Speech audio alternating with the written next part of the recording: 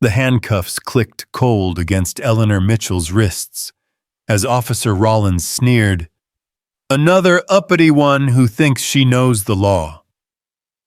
The federal judge stayed silent, watching him mock her constitutional rights, while his partner ransacked her Mercedes. What these officers didn't know, what would soon destroy their entire corrupt empire, was that they'd just arrested one of the most powerful judges in the federal circuit.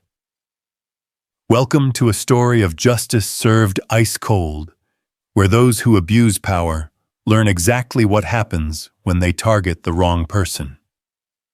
I invite you to follow this incredible true story to the very end, and please comment your city below so I can see how far this tale of courage reaches.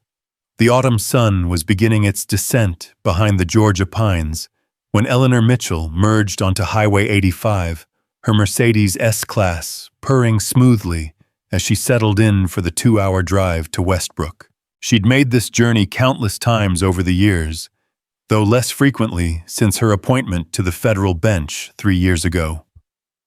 Today wasn't about legal briefs or constitutional arguments. It was about family. Her sister Patricia had called that morning with barely contained excitement about the community center's upcoming anniversary celebration, and Eleanor had promised to help with the preparations. At 47, Eleanor carried herself with the quiet confidence that came from years of fighting battles in courtrooms, where she was often the only black face besides the defendant. Her colleagues at the Northern District of Georgia knew her as Judge Mitchell, precise, thorough, and uncompromising when it came to the law. But today, in her comfortable jeans and Howard University sweatshirt, she was just Eleanor big sister and proud aunt to Patricia's 2 teenage boys. The playlist shuffled to Nina Simone's Feeling Good, and Eleanor allowed herself a small smile humming along as the interstate gave way to smaller state roads. The landscape transformed gradually suburban sprawl, thinning into stretches of farmland, punctuated by small towns that seemed frozen in time. Some still flew Confederate flags from porches, defiant reminders that progress came slowly to certain corners of the South. She was maybe 15 miles outside Westbrook when she first noticed the police cruiser in her rearview mirror. It had been following her for the last 2 miles, maintaining a steady distance. Eleanor checked her speedometer 62 in a 65 zone. Her registration was current inspection sticker valid until next month. She'd done nothing wrong yet her hands instinctively tightened on the steering wheel. The cruiser suddenly accelerated, closing the distance before its lights erupted in a cascade of blue and red. The siren gave a short, aggressive whoop. "Really?" Eleanor muttered, already signaling her intention to pull over. She guided the Mercedes onto the shoulder gravel, crunching beneath the tires. Through her side mirror, she watched 2 officers exit the patrol car. Both white, both moving with the kind of swagger that suggested this was going to be unpleasant. Eleanor pressed the button to lower her window, then placed both hands visibly on the steering wheel. She'd given this advice to countless young black men and women over the years: be visible, be calm, be overly compliant. Survive the encounter first, seek justice later. "License and registration," the lead officer demanded without preamble. His nameplate read Rollins. He was perhaps 35, with the kind of thick neck and narrow eyes that Eleanor had seen too often in defendants accused of excessive force. His partner Bennett, according to his tag, looked younger, maybe late 20s, with nervous energy that made him seem like he was itching for something to happen. "Of course, Officer Rollins," Eleanor said evenly. "My license is in my purse on the passenger seat. May I reach for it?" Rollins snorted. "Yeah, go ahead. Slowly." Eleanor retrieved her license and registration from her purse, careful to make no sudden movements. She handed them through the window, noting how Rollins barely glanced at them. "You know why I stopped you?" he asked, though his tone suggested he didn't care about her answer. "No, sir, I don't." "You were swerving. Been drinking today." Eleanor felt her jaw clench but kept her voice level. No, officer. I haven't had anything to drink. Uh-huh.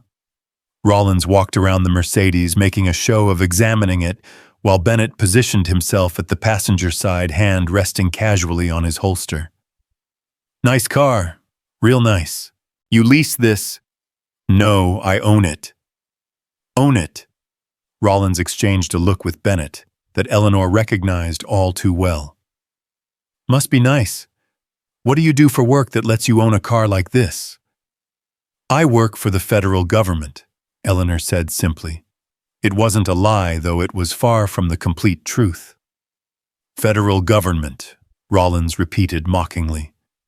What, you empty trash cans at the post office? Bennett laughed, an ugly sound that echoed across the empty highway. Eleanor remained silent. 2 decades of legal training had taught her when to speak and when to let silence do the work. But Rollins took her silence as an invitation to escalate.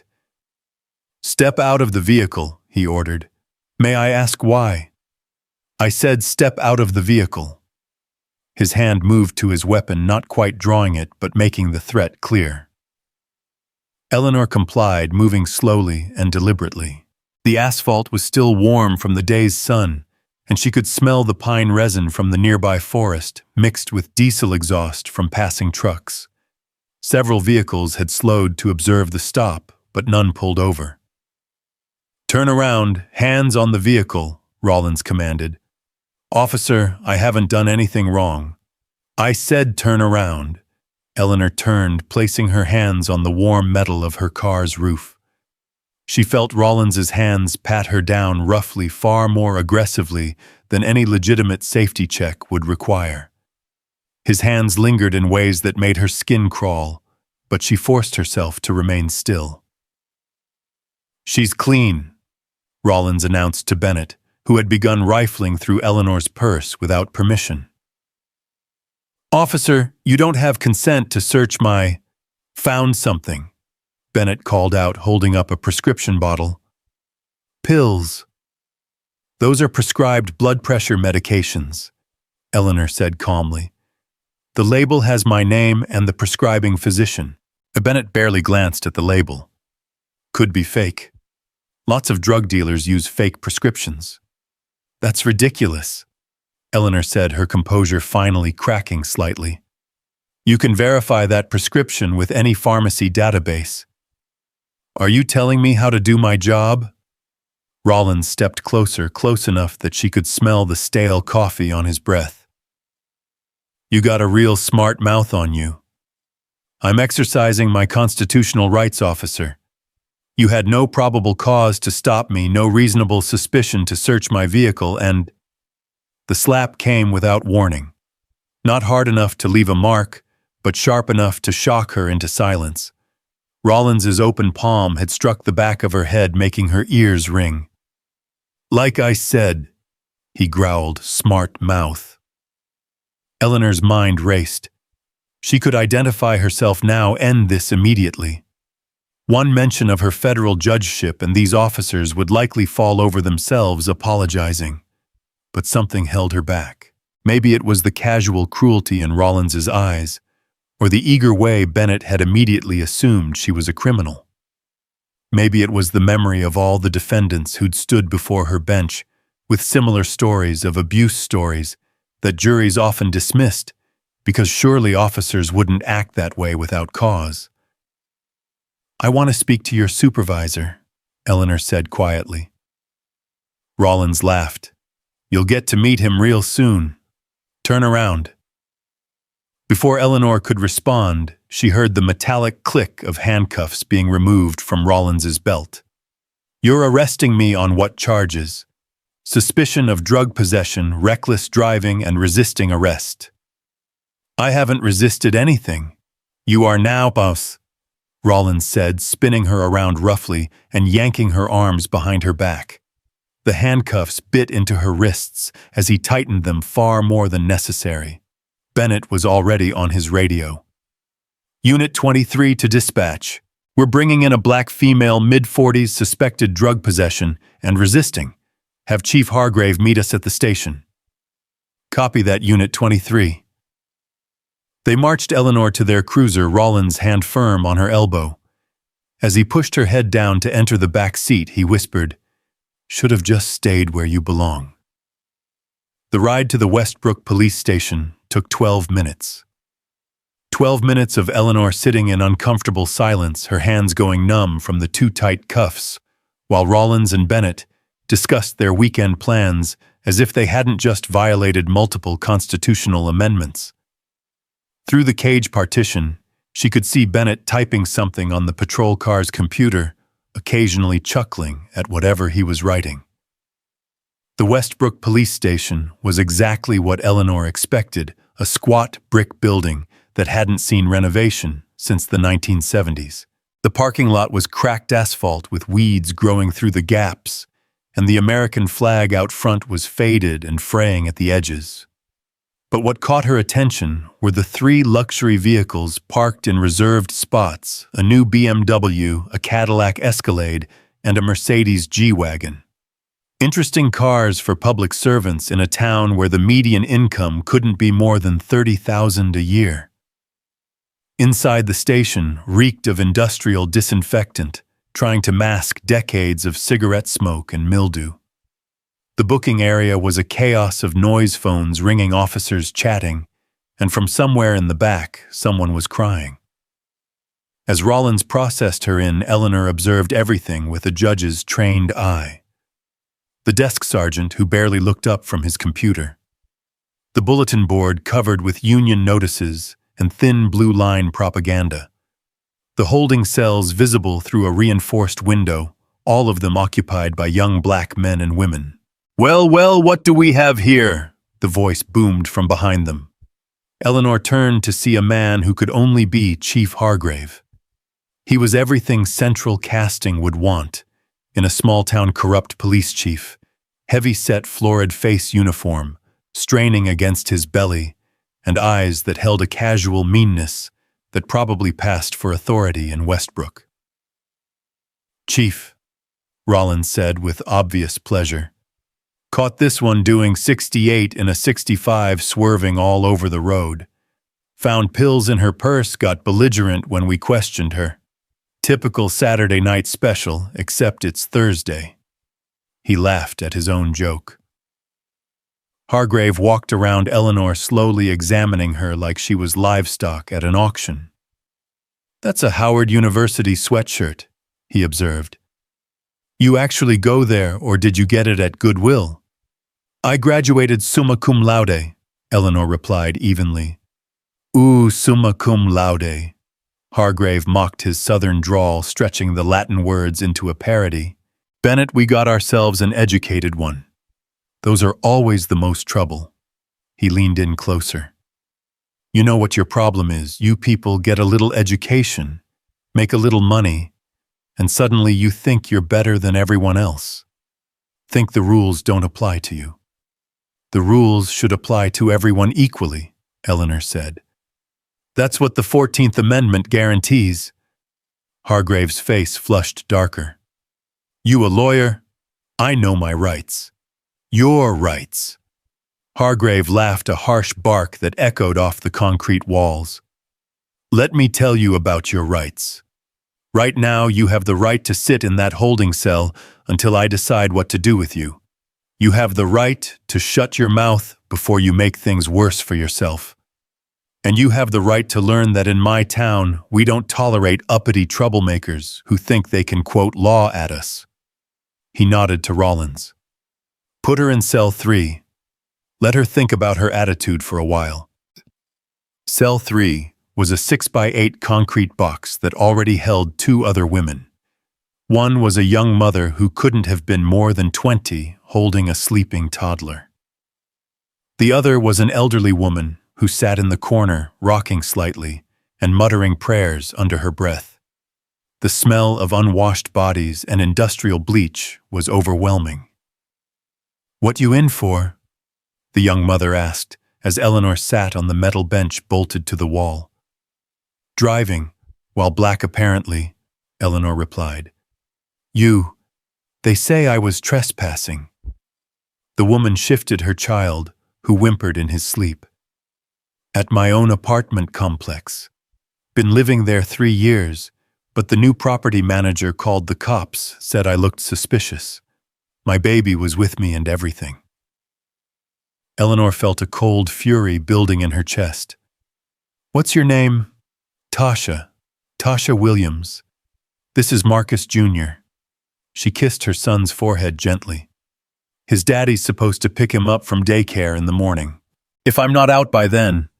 You will be, Eleanor said with more confidence than the situation warranted. Tell me more about this new property manager. As Tasha talked, a pattern began to emerge. The property management company had changed hands 6 months ago.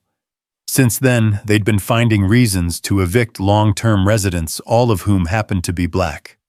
Maintenance requests went ignored until apartments became uninhabitable, then residents were evicted for lease violations. Those who complained found themselves arrested on trumped-up charges. My neighbor, Mr. Johnson, he tried to organize a tenants' meeting, Tasha continued. Next day, they found drugs in his apartment. He's been in county lockup for 2 months waiting for trial. The elderly woman in the corner finally spoke up. Same thing happening all over Oak Lane neighborhood. They trying to push us all out. My family been there since 1952, and now they saying I owe back taxes that I know I paid. Eleanor's legal mind was already connecting dots. This wasn't random harassment. It was systematic, coordinated, and if the police were this actively involved. The cell door clanged open. Officer Bennett stood there with a smirk. You, he pointed at Eleanor. Chief wants to see you again. Eleanor was escorted not to the booking area, but to what appeared to be an interrogation room. Chief Hargrave was there, but he wasn't alone. A man in an expensive suit sat at the metal table looking irritated. He was perhaps 50, with silver hair and the kind of tan that came from golf courses, not outdoor labor. This is Judge Crawford, Hargrave said. He handles most of our cases here in Westbrook. Thought he might want to meet our educated guest. Crawford looked Eleanor up and down with obvious disdain. Chief Hargrave tells me you've been causing trouble, quoting law-making threats about lawsuits.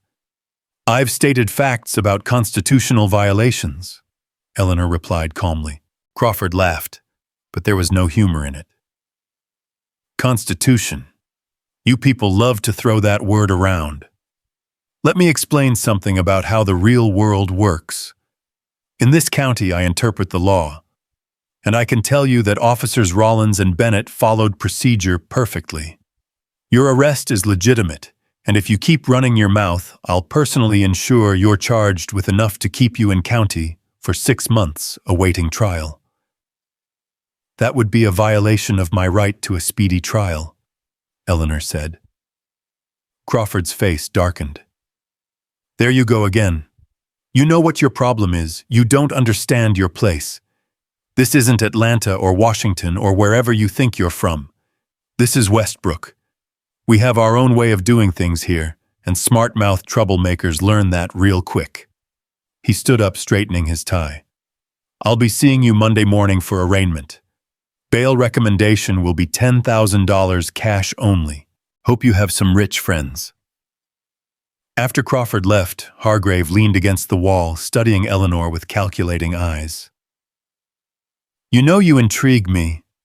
That car you're driving is worth more than most people here make in 3 years. Your clothes that watch you're wearing those aren't knockoffs. So either you're into something illegal or you're connected to money somehow. Either way might be profitable to have a longer conversation. I want my phone call, Eleanor said. Sure. But first, how about you tell me who you really are? Maybe we can work something out. Save everyone a lot of trouble. Eleanor met his gaze steadily. I want my phone call. Hargrave shrugged. Your funeral. Bennett, give her the phone. Eleanor was led to an ancient payphone in the hallway. She dialed Patricia's number from memory, aware that Bennett was standing close enough to hear every word. "Patricia, it's Eleanor. I've been detained at the Westbrook police station. No, I'm fine. Listen carefully. I need you to call David Reeves at 404-555-0100. Tell him exactly this. Eagle needs extraction from hostile nest. He'll understand. Yes, I'm sure. Don't come here yourself. It's not safe. I love you too." Bennett escorted her back to the cell where Tasha looked up hopefully. "You getting out? Soon," Eleanor said. "We all are." The next 3 hours were the longest of Eleanor's life. Not because of fear or discomfort, but because every minute she spent in that cell was another minute these officers thought they could get away with this. Every story Tasha and Mrs. Henderson, the elderly woman, told painted a clearer picture of systematic oppression that had been operating unchecked for who knows how long. Around 10 p.m., the station suddenly erupted in activity. Officers who'd been lounging around suddenly stood at attention. Phones rang incessantly. Through the small window in the cell door, Eleanor could see uniformed officers running back and forth, their faces pale with panic. Chief Hargrave himself appeared at their cell, his face now the color of spoiled milk. "You," he pointed at Eleanor, his finger trembling slightly. You're free to go." Misunderstanding. All a big misunderstanding. "What about them?" Eleanor nodded to Tasha and Mrs. Henderson. They're not," Hargrave stammered. "Chief Hargrave," Eleanor said, standing slowly. "I strongly suggest you release everyone in these cells who's being held on misdemeanor charges. Immediately." "You can't tell me what to do in my own station." Eleanor stepped closer to the bars. "No, but Federal Judge Eleanor Mitchell of the Northern District of Georgia can. And she's about to make your life extremely difficult." The blood drained from Hargrave's face entirely. You're a federal judge." 3 years on the bench. 2 years before that, as an assistant U.S. attorney prosecuting civil rights violations. "Would you like to see my credentials, or would you prefer to wait for the U.S. Marshals, who are approximately 8 minutes out?" Hargrave's mouth opened and closed like a fish gasping for air. Then he turned and bellowed, "Release them! Release all of them now!" As cell doors clanged open throughout the holding area, Eleanor walked past Hargrave without another word. In the booking area, Rollins and Bennett stood frozen, their earlier swagger completely evaporated. Eleanor stopped directly in front of them. "Officers Rollins and Bennett," she said quietly, "enjoy the rest of your evening. It's going to be your last as law enforcement officers." Outside the station parking lot was filling with vehicles, unmarked federal cars with government plates, their occupants in dark suits despite the late hour. David Reeves, Deputy U.S. Marshal for the Northern District, stood beside one of them, his weathered face creased with concern. "Your Honor," he said formally, then softened. "Eleanor, are you all right?" "I'm fine, David, but we have work to do. This town is rotten to its core, and I've only seen the surface." "We're ready when you are." Eleanor looked back at the station, where released detainees were stumbling out into the night, blinking in confusion at their sudden freedom. Tasha emerged carrying Marcus Jr., and Eleanor waved her over. "Tasha, this is Deputy Marshal Reeves.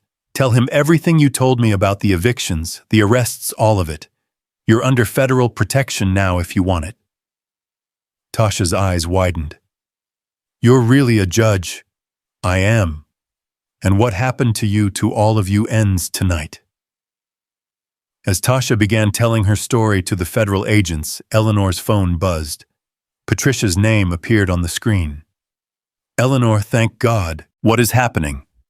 "There are federal agents at my house saying they're here for protective custody." It's okay, Patricia. I'll explain everything. But first, I need you to gather every document, every complaint, every story from the community about police harassment and the evictions. We're going to need all of it. Eleanor, you're scaring me. What have you gotten into? Eleanor watched as more federal vehicles arrived, their agents spreading out to secure the scene. Inside the station, she could see Hargrave on his phone gesticulating wildly, probably calling everyone he could think of for help. It wouldn't matter. The wheels were already in motion. Not gotten into, Eleanor told her sister. What I'm about to get them out of. This stops tonight, Patricia. All of it stops tonight. She ended the call and turned to David. I want surveillance on Chief Hargrave, Judge Crawford, and anyone else connected to the leadership here. Pull their financials, their phone records, everything. And David, when the sun comes up tomorrow, I want this town to understand that the law applies to everyone, especially those who enforce it. David nodded grimly. Understood, Your Honor. We'll have teams in place within the hour. Eleanor took one last look at the Westbrook police station, its facade now illuminated by the headlights of multiple federal vehicles. Through the windows, she could see officers frantically shredding documents, as if that would help them now. She thought about the fear she'd felt during that traffic stop, the humiliation of the unnecessary search, the degradation of being cuffed and caged for no reason other than the color of her skin. But mostly, she thought about Tasha and Marcus Jr., about Mrs. Henderson and all the others who'd endured this treatment without the shield of a federal judgeship to protect them. They were the reason she'd stayed silent, let it go as far as it had. Their stories needed to be heard, to be documented, to be believed. Tomorrow, the real work would begin. Tonight, though, she'd planted the seeds of justice in ground that had been poisoned for far too long. As her car pulled away from the station, Eleanor allowed herself a grim smile. Officers Rollins and Bennett thought they'd caught just another black woman to humiliate and dismiss. Instead, they'd caught a federal judge, and through her, they'd caught the attention of the entire United States Department of Justice. The autumn night had grown cold, but Eleanor barely noticed. She was already planning her next moves, thinking about the legal precedents she'd cite, the federal statutes that had been violated, the civil rights charges that would be filed. This wasn't just about her anymore, it never had been. This was about every person who'd been pulled over for driving the wrong color, every family forced from their homes by prejudice disguised as policy, every citizen whose constitutional rights had been treated as suggestions rather than supreme law. As the lights of Westbrook faded behind her, Eleanor thought about the oath she'd taken when she became a judge to administer justice without respect to persons and do equal right to the poor and to the rich. Tomorrow she would honor that oath in ways that Chief Hargrave, Judge Crawford, and Officers Rollins and Bennett could never have imagined when they decided to pull over a black woman in a nice car on a quiet Thursday evening. They'd awakened something far more dangerous than they could have anticipated, not just a federal judge, but a woman with the power, knowledge, and determination to dismantle their entire corrupt system piece by piece. And Eleanor Mitchell had never walked away from a fight for justice in her life. She certainly wasn't about to start now. The Mercedes purred through the night toward Atlanta, where federal resources awaited her command. Behind her, the Westbrook police station buzzed with panic and futile attempts at damage control.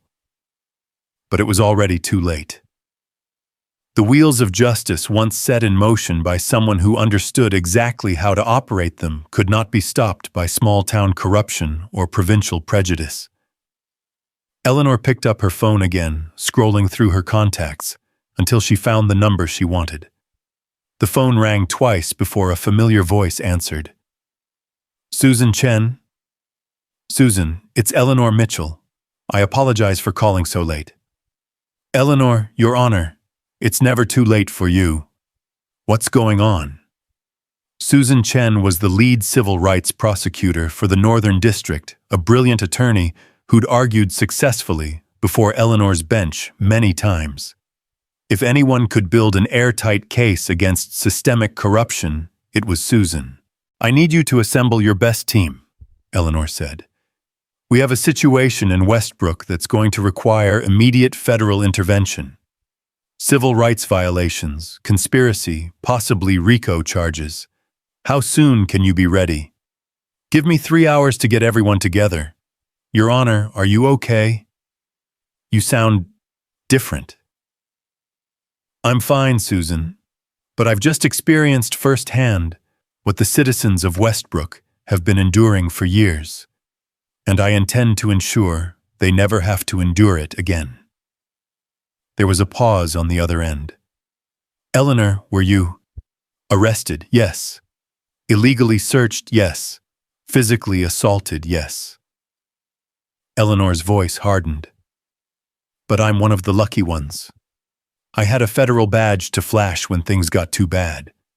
The others in that holding cell had nothing but hope that someday someone would listen to their stories. Well, someone's listening now." "Jesus," Susan breathed. "Send me everything you have. We'll be ready to file by morning. David Reeves has agents on scene gathering evidence. Coordinate with him.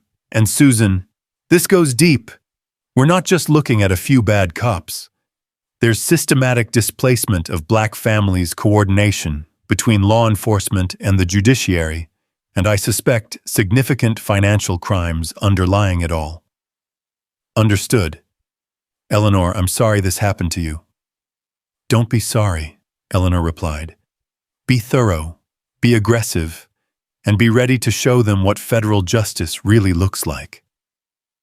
After ending the call, Eleanor allowed herself to lean back in the seat, finally feeling the exhaustion of the evening's events.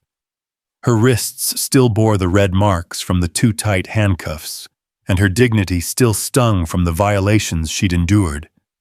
But underneath the fatigue and anger there was something else, a sense of purpose so clear it was almost crystalline. She'd presided over hundreds of cases involving police misconduct, civil rights violations, and systemic discrimination. She'd read countless briefs, heard countless testimonies, and rendered judgments based on law and evidence. But tonight, she'd lived it. She'd felt the helplessness of being targeted, not for what you'd done, but for who you were. She'd experienced the casual cruelty of those who believed their badges made them untouchable. Tomorrow, they would learn how wrong they were. The highway stretched ahead, illuminated by her headlights, cutting through the Georgia darkness. Somewhere behind her, Tasha was probably trying to explain to Marcus Jr. why they'd spent the evening in a jail cell. Mrs. Henderson was probably wondering if she'd ever feel safe in her own neighborhood again, and countless others were probably lying awake wondering if tomorrow would bring another knock on the door. Another false accusation. Another reminder that in Westbrook, justice was a privilege reserved for the right color and the right connections. Eleanor made herself a promise as Atlanta's skyline appeared in the distance she would not rest until every single person who had corrupted the law in Westbrook faced the full consequences of their actions. Not just the officers who'd arrested her, but everyone who'd enabled and profited from the system of oppression. The property developers pushing out longtime residents, the judges rubber-stamping false charges, the city officials looking the other way while their constituents suffered. Her phone buzzed with a text from Patricia. "The community is gathering at my center. Word is spreading about what happened. People want to share their stories. What should I tell them?" Eleanor typed back. "Tell them to document everything. Every incident, every date, every officer's name. Tell them that federal investigators will be there tomorrow to take formal statements. And Patricia, tell them that this time things will be different. This time they have a federal judge who knows exactly what they've been through." As she pulled into her driveway in Atlanta's Buckhead neighborhood, Eleanor saw unmarked federal vehicles already positioned on the street. David had been thorough. She was under protective surveillance just in case Westbrook's corruption ran deep enough to attempt retaliation. The thought almost made her laugh. They'd had their chance when she was handcuffed in their custody. Now she was back in her territory, with the full weight of federal law enforcement behind her. Inside her home, Eleanor went straight to her study, pulling out legal pads and beginning to outline the federal case that would be built. She wrote down every detail she could remember: the pretextual stop, the illegal search, the excessive force, the false charges. She documented every story Tasha and Mrs. Henderson had shared, drawing connections between the harassment and the apparent scheme to displace black residents from Oak Lane. By 3 a.m., she had 15 pages of notes and a clear legal strategy. This wouldn't just be about individual prosecutions. This would be about dismantling an entire system. She would push for federal oversight of the Westbrook Police Department investigation of the county judiciary and examination of every property transaction in Oak Lane over the past 2 years. Her phone rang. David Reeves. Your Honor, I thought you should know we've had an interesting development. 3 Westbrook officers have already approached us wanting to cooperate. Apparently your revelation has shaken loose some consciences. Or some self-preservation instincts, Eleanor replied dryly. Either way, they're talking. And what they're telling us, Eleanor, this thing is huge. We're looking at connections to state officials, multiple property development companies, even some banking irregularities. Someone was very interested in that Oak Lane neighborhood. How interested? Interested enough to pay off half the city government from what we're seeing. There's a development group called Crane Industries that's been quietly buying up properties. Every single one was preceded by arrests, code violations, or tax issues for the previous black owners. Eleanor felt the pieces clicking into place. It's redlining in reverse. Instead of keeping black families out, they're forcing them out to gentrify and profit. That's exactly what it looks like. And Your Honor, Judge Crawford's financial records show multiple deposits from accounts linked to Crane Industries. Of course they do, Eleanor said grimly. David, I want everything locked down tight. No leaks, no warnings. When we move all at once. Understood. The Attorney General's office has been notified. They're sending additional resources. After ending the call, Eleanor finally allowed herself to prepare for bed, though she knew sleep would be elusive. As she looked at herself in the bathroom mirror, she saw not just a federal judge, but a black woman who'd been degraded and dehumanized by those sworn to protect and serve. The two identities weren't separate. They were intrinsically linked, making her uniquely positioned to pursue justice not from an academic understanding, but from lived experience. She thought about the moment when she'd chosen not to immediately identify herself as a federal judge. Some might question that decision, might argue she could have avoided the whole ordeal with a simple declaration of her position. But that would have missed the point entirely. The protection of law shouldn't depend on titles or positions. Every citizen deserved to be treated with dignity and respect, to have their rights honored regardless of their status. By experiencing what Tasha, Mrs. Henderson, and countless others had endured, Eleanor had gathered evidence that no investigation could have uncovered the visceral reality of abuse of power. The casual nature of the violations, the absolute certainty the officers displayed that they would face no consequences. That certainty would be their downfall. As dawn approached, Eleanor stood at her window, watching the city wake up. Somewhere out there, Officers Rollins and Bennett were probably beginning to realize that their careers, and possibly their freedom, were over. Chief Hargrave was likely on the phone with lawyers trying to find some way out of the net that was closing around him. Judge Crawford was perhaps destroying evidence, not knowing that federal agents had already secured his financial records. And in Westbrook, in the Oak Lane neighborhood, families were waking up to a new day that would be different from all the ones before. They didn't know it yet, but the system that had oppressed them was about to face a reckoning. The woman they'd arrested last night wasn't just any federal judge, she was Eleanor Mitchell, who'd built her career on civil rights law, who'd never shied away from taking on systematic injustice, and who now had personal stake in ensuring that justice was not just served, but demonstrated in a way that would echo through every small town that thought it could operate above the law. Eleanor picked up her judicial robe from where it hung in her closet, running her fingers over the black fabric. Today, actually, she realized seeing the sun beginning to rise, she would put on this robe not just as a symbol of her office, but as armor for the battle ahead. She would stand in federal court and issue warrants that would shake Westbrook to its foundations. She would ensure that every victim had their day in court, that every conspirator faced the consequences of their actions, and that the message was clear: justice was not negotiable, not flexible, and certainly not dependent on race or class. The sound of car doors slamming drew her attention back to the window. Federal agents were changing shifts, maintaining their protective watch. But Eleanor knew the real protection wasn't the agents outside. It was the law itself, properly applied and vigorously enforced. That was the shield that would protect not just her, but every citizen who'd been victimized by those who thought a badge or a bench made them untouchable. Her phone buzzed with message after message, Patricia sending updates from the community gathering. Susan Chen confirming her team was assembled and ready, various colleagues who'd heard through the legal grapevine that something significant was happening. Eleanor ignored them all for now. There would be time for coordination and conversation later. Right now, she wanted to hold on to this moment, this quiet before the storm, this pause before justice rolled down like waters.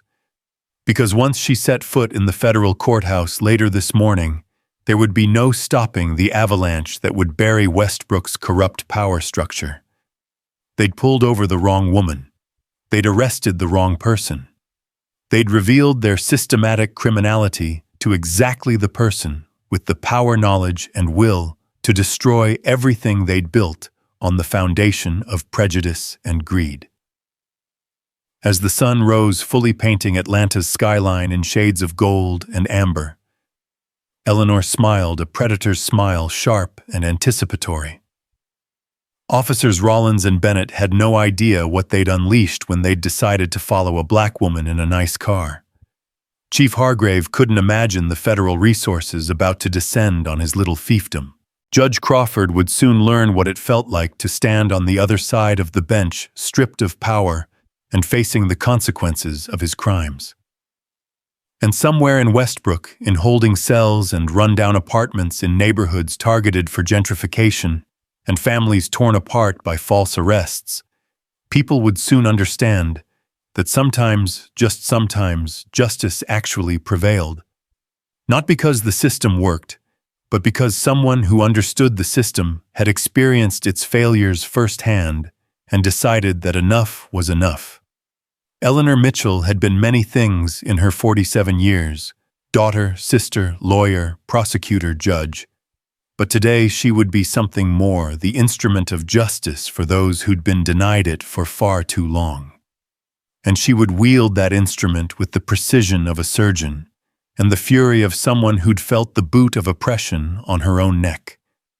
The city of Westbrook had no idea what was coming, but they would learn, as would every other town, that thought it could operate its own version of justice, that federal law was not a suggestion, but a supreme mandate.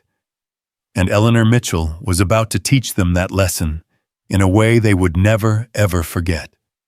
The federal courthouse in Atlanta hummed with an energy Eleanor had never felt before, not in her 3 years on the bench or her decades in law.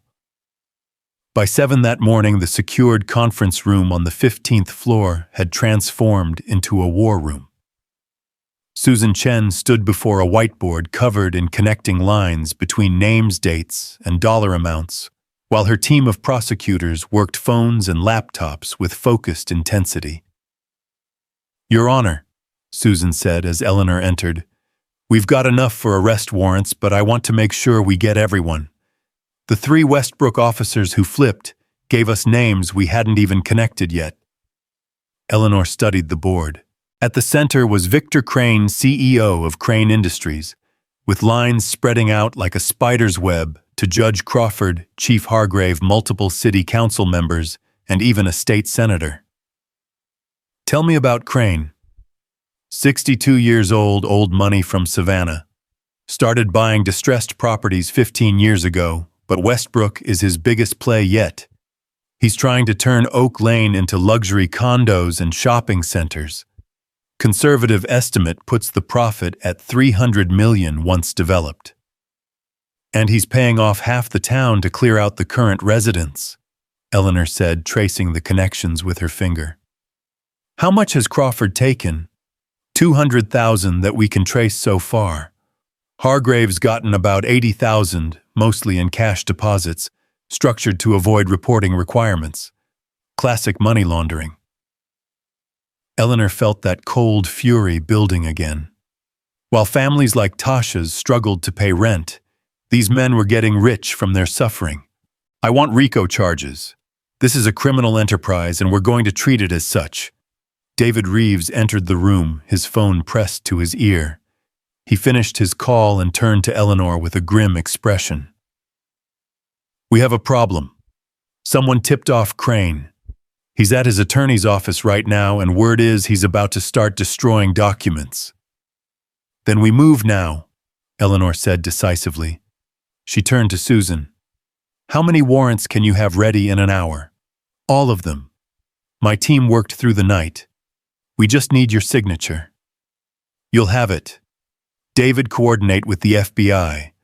I want simultaneous raids. Nobody gets warning, nobody escapes." Eleanor moved to the window looking out at the city. "And I want media there when we arrest Crawford. A corrupt judge needs to be seen in handcuffs." Susan's deputy, Marcus Williams, looked up from his laptop.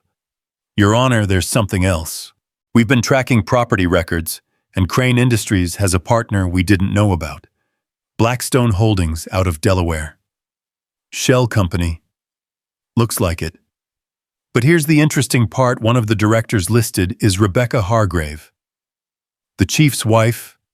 Eleanor felt another piece click into place. "They're not just taking bribes. They're active partners in this."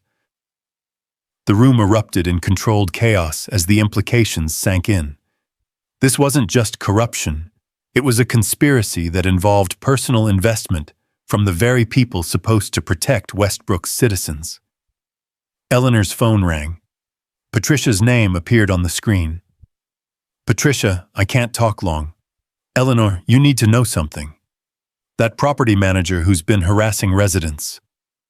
She was just here at the community center taking pictures of everyone who came to share their stories. People are scared." "Give me a description." "White woman, maybe 40, blonde hair and a tight bun, driving a silver Lexus." Eleanor covered the phone and turned to Marcus Williams. "Pull up Rebecca Hargrave's DMV records." Within seconds, an image appeared on the laptop screen. "That her?" Eleanor held the phone so Patricia could hear. "Blonde, tight bun, approximately 40. Drives a silver Lexus RX." There was a pause, then Patricia's voice came through, tight with anger. "That's her. That's definitely her." "Patricia, listen to me carefully. Federal marshals are already en route to provide protection for everyone at the center. Keep people calm, keep them together. Document everything. That woman just added witness intimidation to her list of charges." After ending the call, Eleanor turned back to the room. "Change of plans. Rebecca Hargrave is actively intimidating witnesses right now. We're not waiting until tonight. David, get units to Westbrook immediately. Susan, I'm signing those warrants now."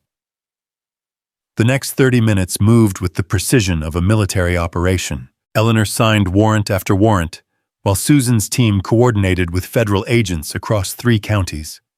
The media was alerted to be at specific locations at exactly 9 a.m. Every detail was planned, every contingency considered. At 8:45, Eleanor stood in her chambers, her judicial robes feeling heavier than usual. Susan knocked and entered. "Your Honor, we're ready. Do you want to be there for the arrests?" Eleanor considered.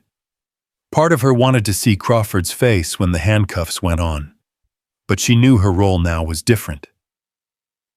"No. I need to maintain judicial distance for what comes next. But Susan, make sure they know. Make sure every single one of them knows that this started because they pulled over a federal judge. I want them to understand that their casual cruelty brought down their entire empire." Susan smiled grimly. "With pleasure, Your Honor." As Susan left Eleanor's judicial clerk, James Thompson entered with a concerned expression. "Judge Mitchell, I've been monitoring the situation. The 11th Circuit has been notified, and they're prepared to handle any appeals immediately. Also," he hesitated. "What is it, James?" "Senator Blackwood's office called. He wants to speak with you about the Westbrook situation." Eleanor knew Blackwood, a Georgia senator, with presidential ambitions and deep pockets. "Let me guess he's going to express concern about federal overreach."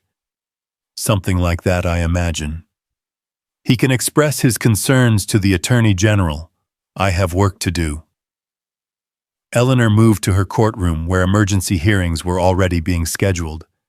The first would be for the release of all Westbrook residents arrested on false charges in the past 6 months. The second would freeze all assets of Crane Industries pending investigation. The third would place the Westbrook Police Department under federal oversight. As she took her seat on the bench, Eleanor felt the weight of the moment. This wasn't just about what happened to her. It was about systematic injustice that had destroyed lives and torn apart communities. The gallery was packed with journalists, civil rights attorneys, and community advocates who'd gotten word that something unprecedented was happening. "This court is now in session," the bailiff announced. "The Honorable Judge Eleanor Mitchell presiding." Eleanor looked out at the packed courtroom. "We are here today to address emergency motions regarding systematic civil rights violations in Westbrook, Georgia.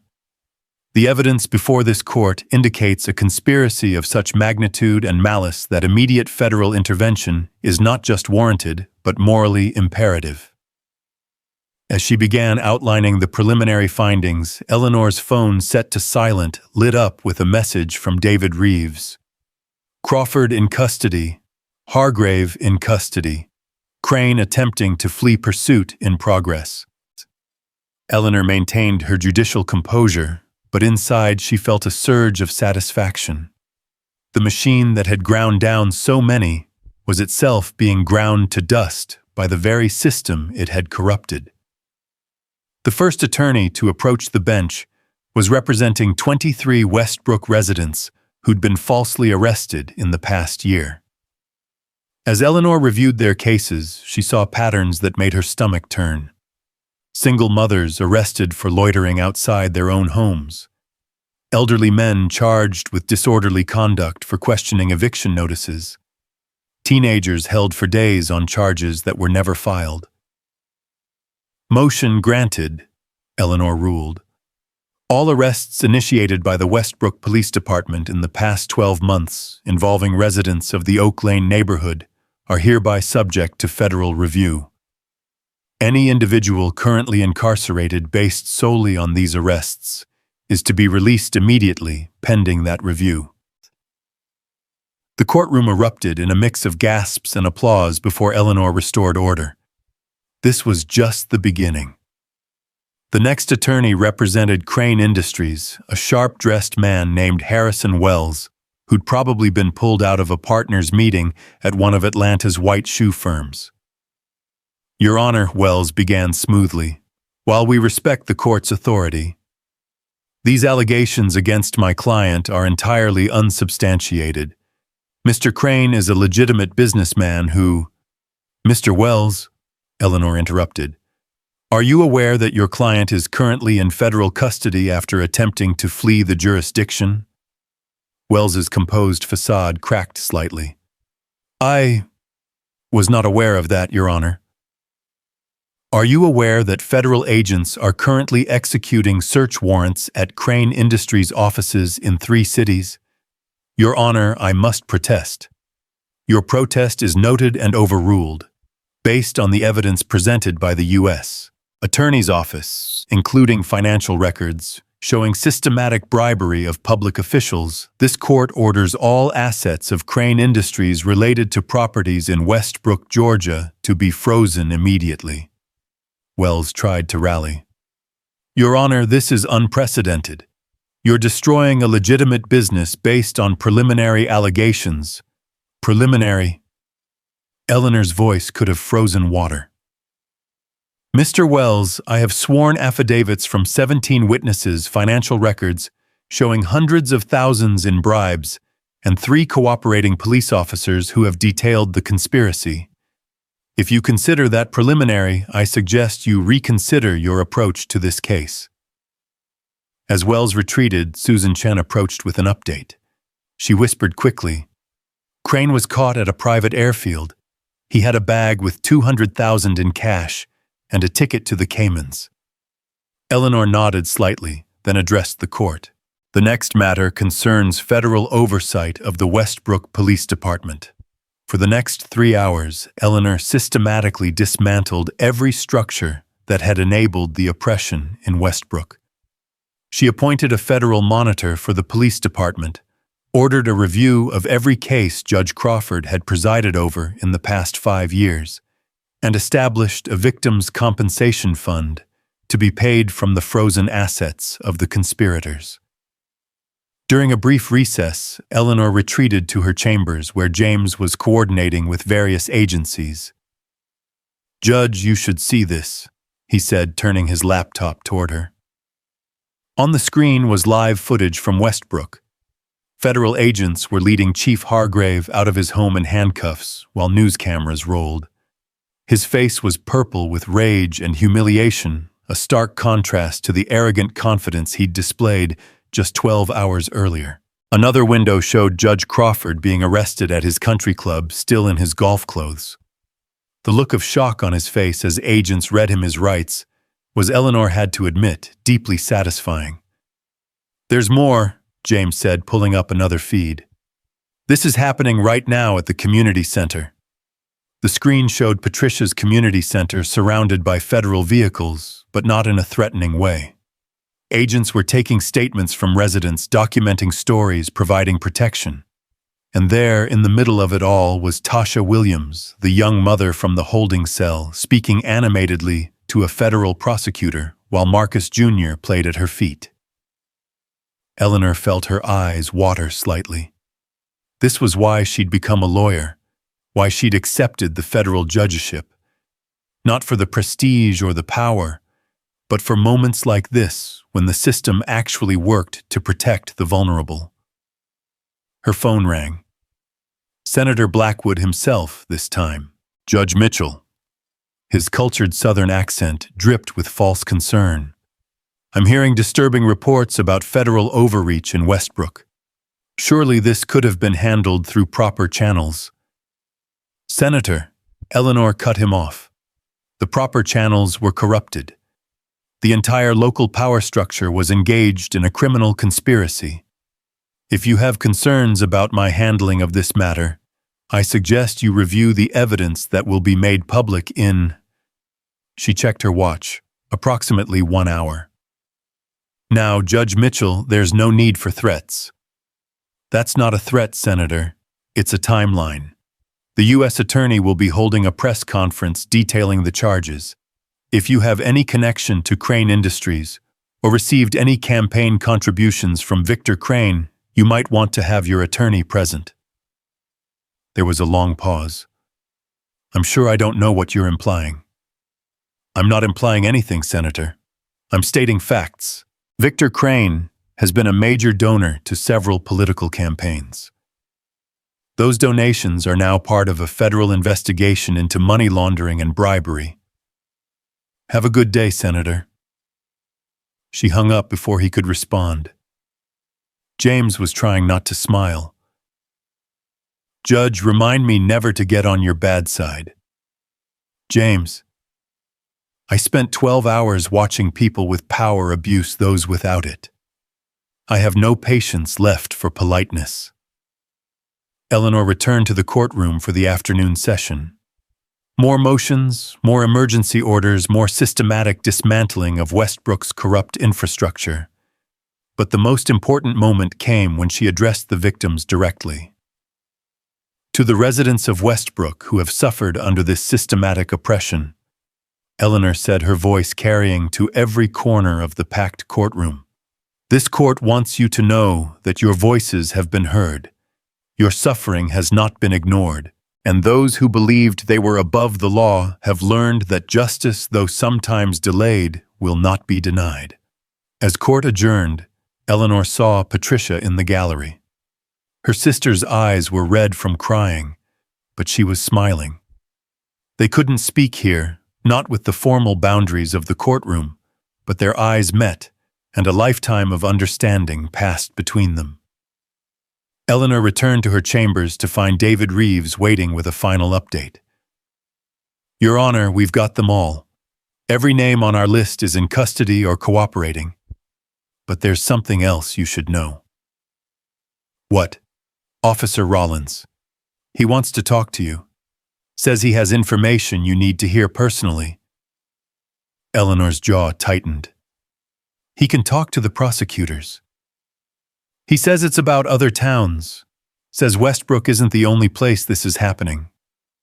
Eleanor felt the weight of that statement settle on her shoulders. Of course, Westbrook wasn't unique. There were probably dozens of small towns across the South, across the country, where similar conspiracies operated in the shadows. Tell him I'll consider it after he's been fully debriefed by the prosecution, and David start looking into his claims. If there are other Westbrooks out there, we'll find them, David promised. As the day wound down, Eleanor finally had a moment to process everything that had happened. 24 hours ago, she'd been driving to see her sister, listening to Nina Simone, thinking about nothing more pressing than helping with a community celebration. Now she'd toppled an entire criminal organization and set in motion changes that would reshape a town. Her phone buzzed with a text from Susan Chen. Crawford just flipped. He's giving us everything, names, dates, amounts. This is going to reach the State House.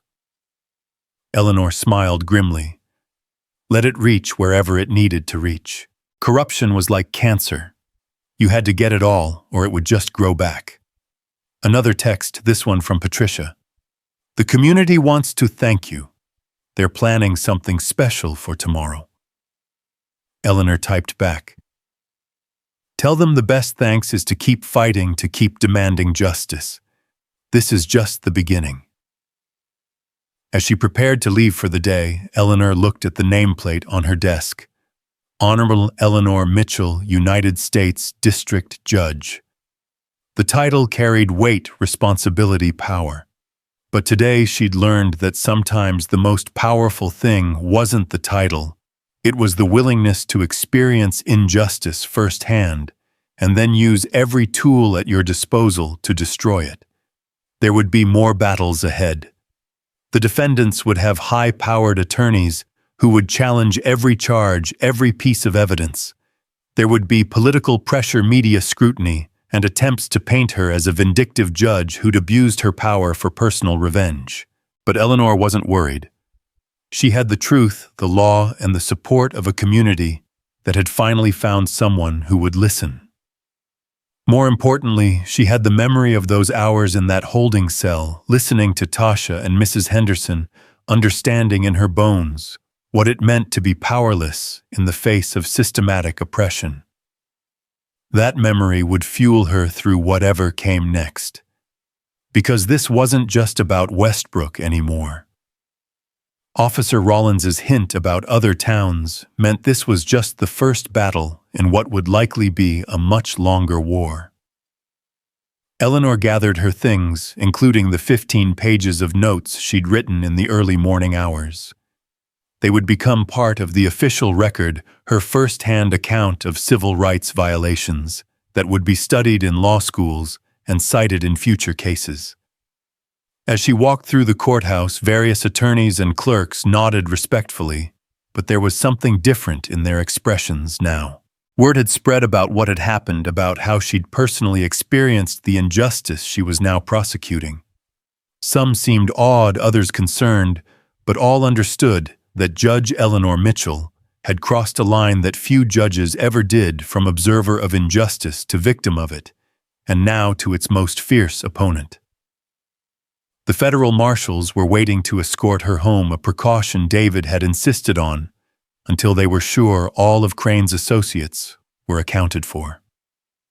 As they drove through Atlanta's evening traffic, Eleanor's phone rang one more time. It was Judge Catherine Hayes from the 11th Circuit Court of Appeals. "Eleanor, I've been following the situation. The circuit fully supports your actions. In fact, we're preparing to issue a broader ruling on federal oversight for departments with patterns of civil rights violations." "Thank you, Catherine. This is bigger than just Westbrook." "We know. And Eleanor, I'm sorry you had to go through that, but I'm not sorry you did. Sometimes it takes someone experiencing the broken system to know exactly how to fix it." After the call, Eleanor leaned back in her seat, watching the city lights blur past. She thought about Officers Rawlins and Bennett, probably sitting in federal holding cells right now, experiencing a fraction of the fear and humiliation they'd inflicted on others. She thought about Chief Hargrave. His empire crumbled, his bank accounts frozen, his future reduced to a federal prison cell. She thought about Judge Crawford, who'd sold his oath for money and was now learning what it meant to stand on the wrong side of justice. But mostly, she thought about Tasha and Marcus Jr., about Mrs. Henderson, about all the nameless, faceless victims who'd suffered in silence because they believed no one with power would ever care about their struggles. They had someone now. They had a federal judge who'd walked in their shoes, felt their fear, and emerged with the power and determination to ensure it never happened again. As her convoy pulled into her driveway, Eleanor saw Patricia's car already there. Her sister was sitting on the porch steps, still in the clothes she'd worn to the community center, looking exhausted but somehow lighter than she had in years. "Quite a day," Patricia said, as Eleanor approached. "It's not over," Eleanor replied, sitting beside her sister. "This is just the beginning." "I know, but it's a hell of a beginning." Patricia took her hand. "Mom and Dad would be proud." Eleanor squeezed her sister's hand, thinking of their parents, who'd participated in the civil rights movement, who'd faced dogs and fire hoses so their daughters could become lawyers and teachers. "They would tell us the work is never done." "No," Patricia agreed, "but today we won a battle. Tomorrow we'll fight another one." They sat in comfortable silence, two sisters who'd taken different paths but ended up in the same fight. Inside, Eleanor's phone buzzed with messages from prosecutors, investigators, and community leaders, all planning the next steps in dismantling systematic racism and corruption. Tomorrow, there would be more hearings, more arrests, more revelations. The media would descend on Westbrook like locusts, turning the town into a symbol of either justice served or federal overreach, depending on their political leanings. Politicians would make statements, activists would march, and lawyers would file briefs. But tonight, Eleanor Mitchell sat on her porch with her sister, allowing herself this moment of quiet satisfaction. She'd been pulled over for driving, while Black arrested for asserting her rights, and caged for the crime of existing in the wrong place with the wrong skin color. And she'd turned that injustice into a weapon that destroyed those who'd wielded their power so carelessly. The federal judge who'd been handcuffed 12 hours ago had become the architect of their downfall, and she was just getting started. The morning sun hadn't yet crested the horizon when Eleanor's phone rang, jarring her from the light sleep she'd finally managed after reviewing case files until 3 a.m. David Reeves's voice was tight with urgency. "Your Honor, we have a situation. Officer Rollins is dead." Eleanor sat bolt upright, instantly alert. "What happened?" "Found in his cell an hour ago. They're calling it suicide, but—" David paused. The cameras mysteriously malfunctioned for exactly 12 minutes, and Rollins was on suicide watch with checks every 15 minutes. "Where's Bennett?" "We moved him to federal protective custody 20 minutes ago. He's terrified, says Rollins was murdered to keep him quiet about something bigger." Eleanor was already out of bed, reaching for clothes. "I'll be there in 30 minutes. And David locked down everything. No one gets near Bennett except federal agents you personally trust." The drive to the federal detention center was surreal in the pre-dawn darkness. Eleanor's mind raced through implications. If Rollins had been murdered, it meant someone with significant reach was desperate to keep secrets buried. Someone who could orchestrate a killing inside a federal facility. Bennett looked like he'd aged 10 years overnight when they brought him into the interrogation room. His cockiness had evaporated entirely, replaced by the hollow-eyed terror of a man who'd realized he was disposable to the people he'd served. "They killed him," Bennett said before anyone could speak. "Rollins knew things. Names. He told me if anything happened to him, I should tell everything." Susan Chen leaned forward. "What things? What names?" Bennett's hands shook as he accepted a cup of coffee. "Westbrook was just one operation. There's a network. They call it the Heritage Foundation, not the think tank, something else. Same name, different purpose. They're systematically taking over small towns across the South, forcing out Black families, Latino families, anyone who doesn't fit their vision." Eleanor exchanged glances with Susan. "How many towns?" "At least 30 that I know of. Maybe more." Rollins had a contact, someone high up who coordinated everything. He only met him once at a hunting lodge outside Savannah. Bennett paused, swallowing hard. The man had a tattoo on his wrist. Numbers. Like a date. "What date?" Eleanor asked. "January 6, 2021. The room fell silent as the implications sank in. This wasn't just corruption or racism. This was connected to something ideologically darker, more organized. Susan broke the silence. "We need everything you know. Every name, every place, every detail." As Bennett began talking, painting a picture of a conspiracy that spread like roots beneath the surface of Southern society. Eleanor's phone vibrated. Patricia's name appeared on the screen with a text. "Emergency at the community center. They're here." Eleanor stepped out to call her sister. Patricia answered on the first ring, her voice barely above a whisper. "Eleanor, there are men outside. Not locals. They're in suits taking pictures, writing down license plates. Mrs. Henderson tried to leave, and they followed her." "Federal agents are on the way," Eleanor said, already signaling to David. "Stay inside, keep everyone calm." "Eleanor, one of them has a badge." He showed it to someone. "Said they're investigating federal overreach, that you've exceeded your authority." Eleanor's blood ran cold. "Did you see what kind of badge?" "No, but he mentioned something about a congressional investigation. Said Senator Blackwood sent them." The pieces clicked into place with sickening clarity.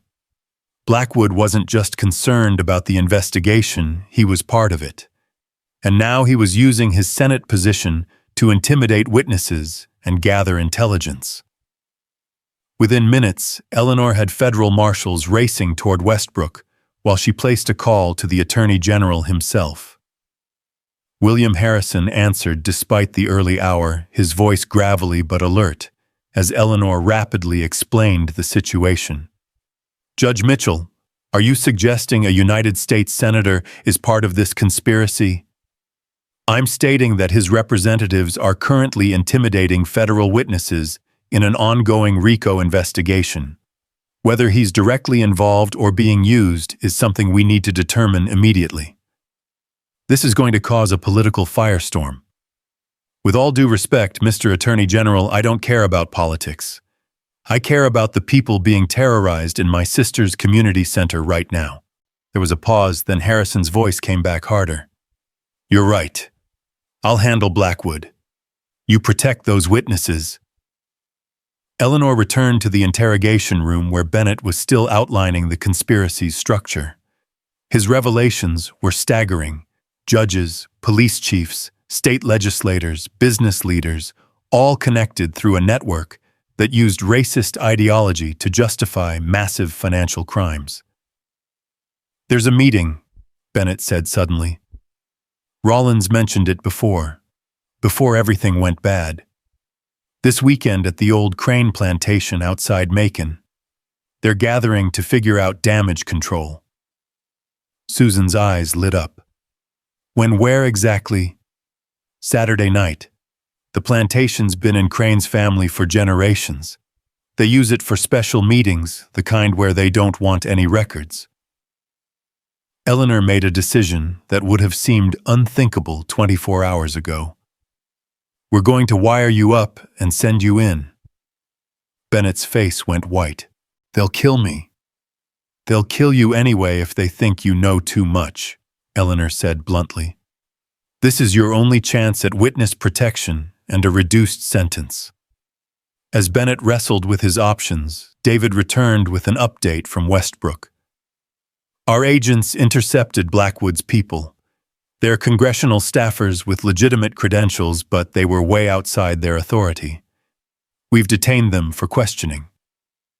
"Blackwood will claim legislative privilege," Susan warned. "Let him," Eleanor replied. "I want him to go on record defending the intimidation of witnesses." Her phone rang again.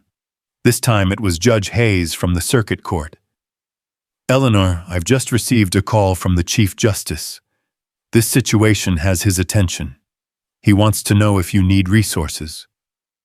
"What I need," Eleanor said carefully, "is judicial independence protected.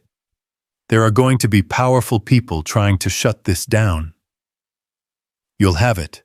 The Chief Justice was very clear. The federal judiciary stands behind judges who uphold the law regardless of political pressure.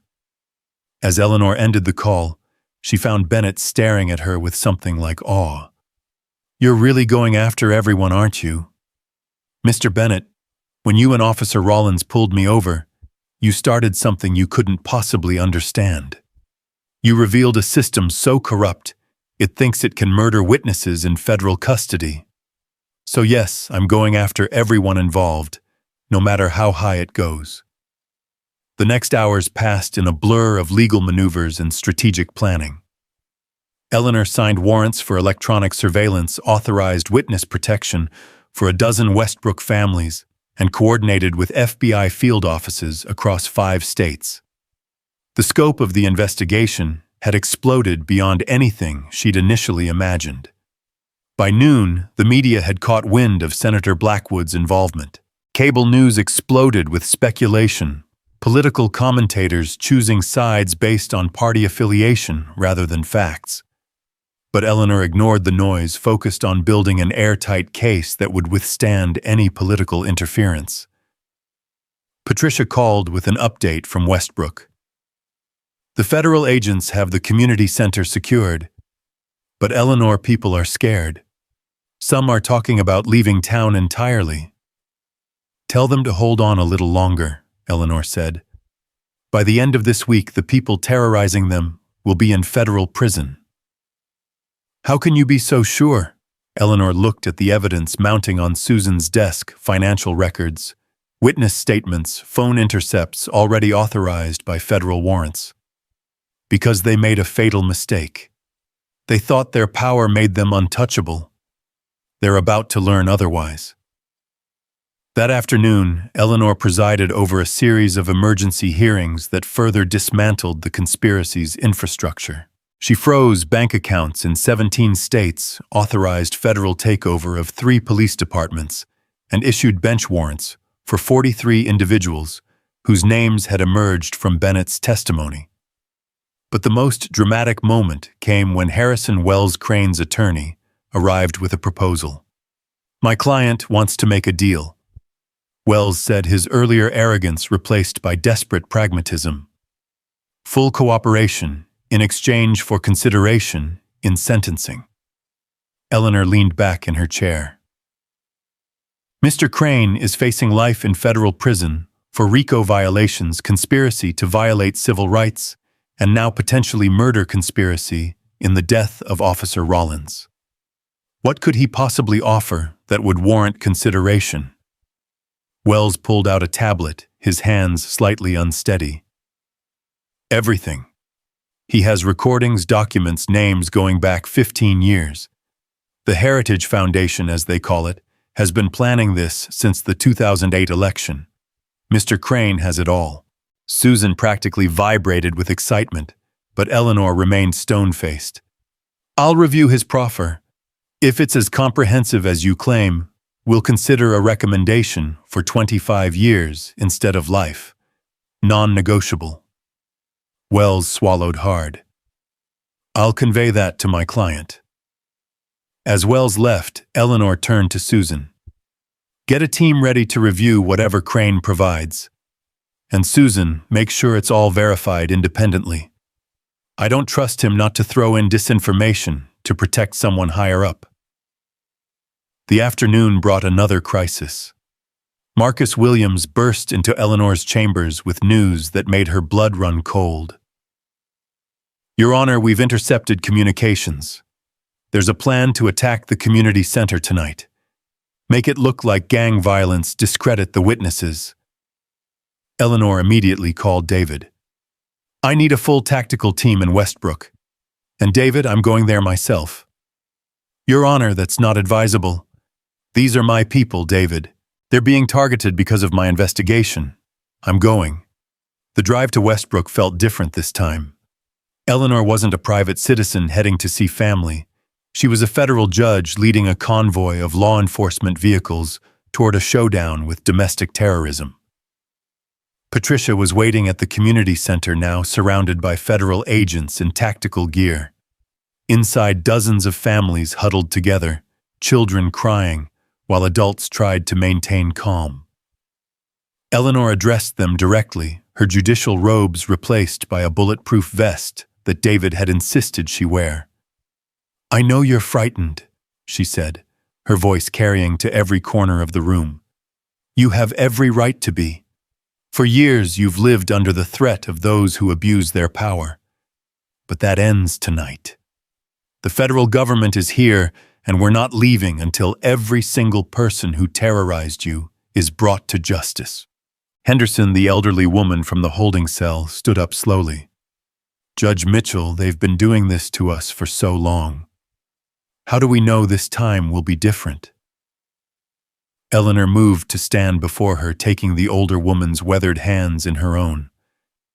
"Because this time they made the mistake of showing me exactly who they are, and I have the power to stop them." As night fell, the community center became a fortress. Federal agents with night vision equipment took positions while drones circled overhead. Eleanor stayed inside with the families, visible proof that the federal government stood with them. At 11:47 p.m. they came. 3 vehicles, headlights off, approaching from different directions. The federal agents let them get close, wanted them to fully commit to their crime before acting. "Federal agents, stop your vehicles and exit with your hands visible." The night erupted in chaos. 2 vehicles tried to flee only to find their escape routes blocked. The third accelerated toward the community center before spike strips shredded its tires. Within minutes, 12 men were in custody, including 2 Westbrook City councilmen and a sheriff's deputy from a neighboring county.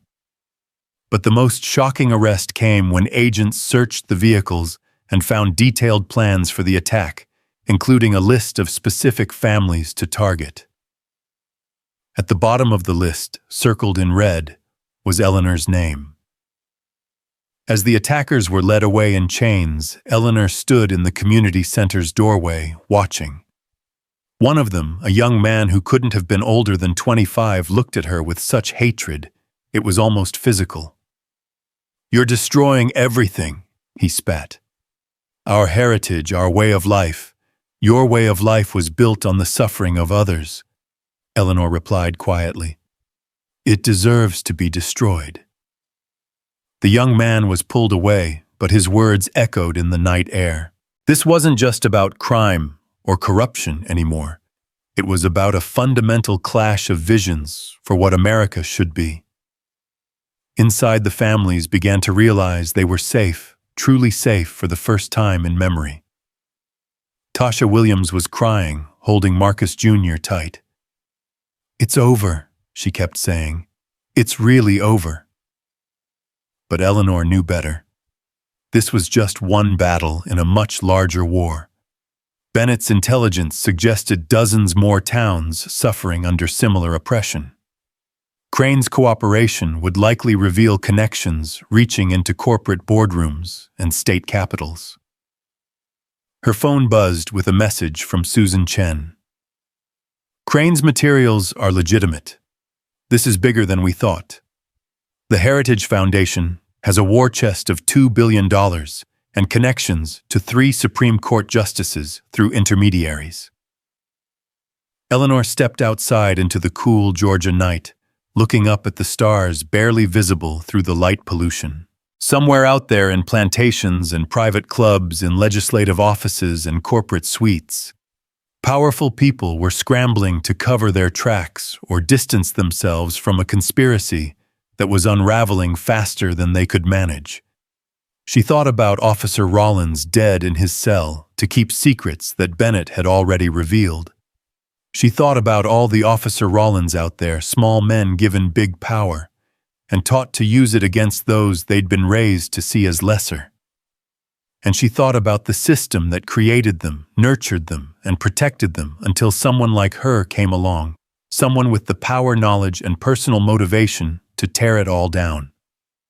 Patricia appeared beside her, having settled the families for the night. "You look troubled." "I'm thinking about what comes next. This investigation is going to consume years of my life. There will be death threats, political pressure, attempts to destroy my reputation. And you're going to do it anyway." "Of course I am," Eleanor said without hesitation. "When they pulled me over that night, they thought I was just another black woman to humiliate. They had no idea they were handing me the greatest case of my career. The chance to dismantle systematic racism not just in Westbrook, but across the South. Mama always said you were destined for something big," Patricia said softly.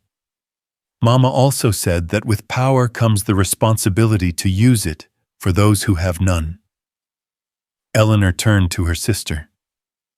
"I need you to know that this is going to get worse before it gets better. They're going to come after you, after the center, after everyone connected to me." Patricia's jaw set with determination Eleanor remembered from their childhood. "Let them come. This community has been terrorized long enough.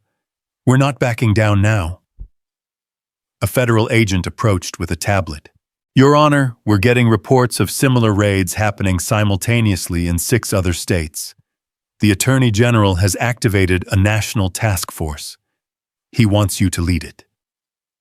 Eleanor looked at the tablet, seeing coordinated federal action spreading across the South like antibodies attacking an infection. This was what she'd set in motion, with one traffic stop, one decision to endure injustice rather than immediately reveal her identity. "Tell the Attorney General I accept," she said.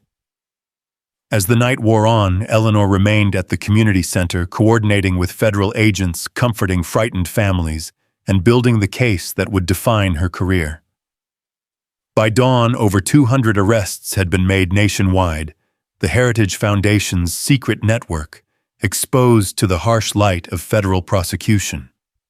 Bennett's decision to cooperate had triggered an avalanche of others wanting to make deals. Lower-level conspirators were racing to provide information about their superiors, while those at the top were lawyering up with the best defense attorneys money could buy.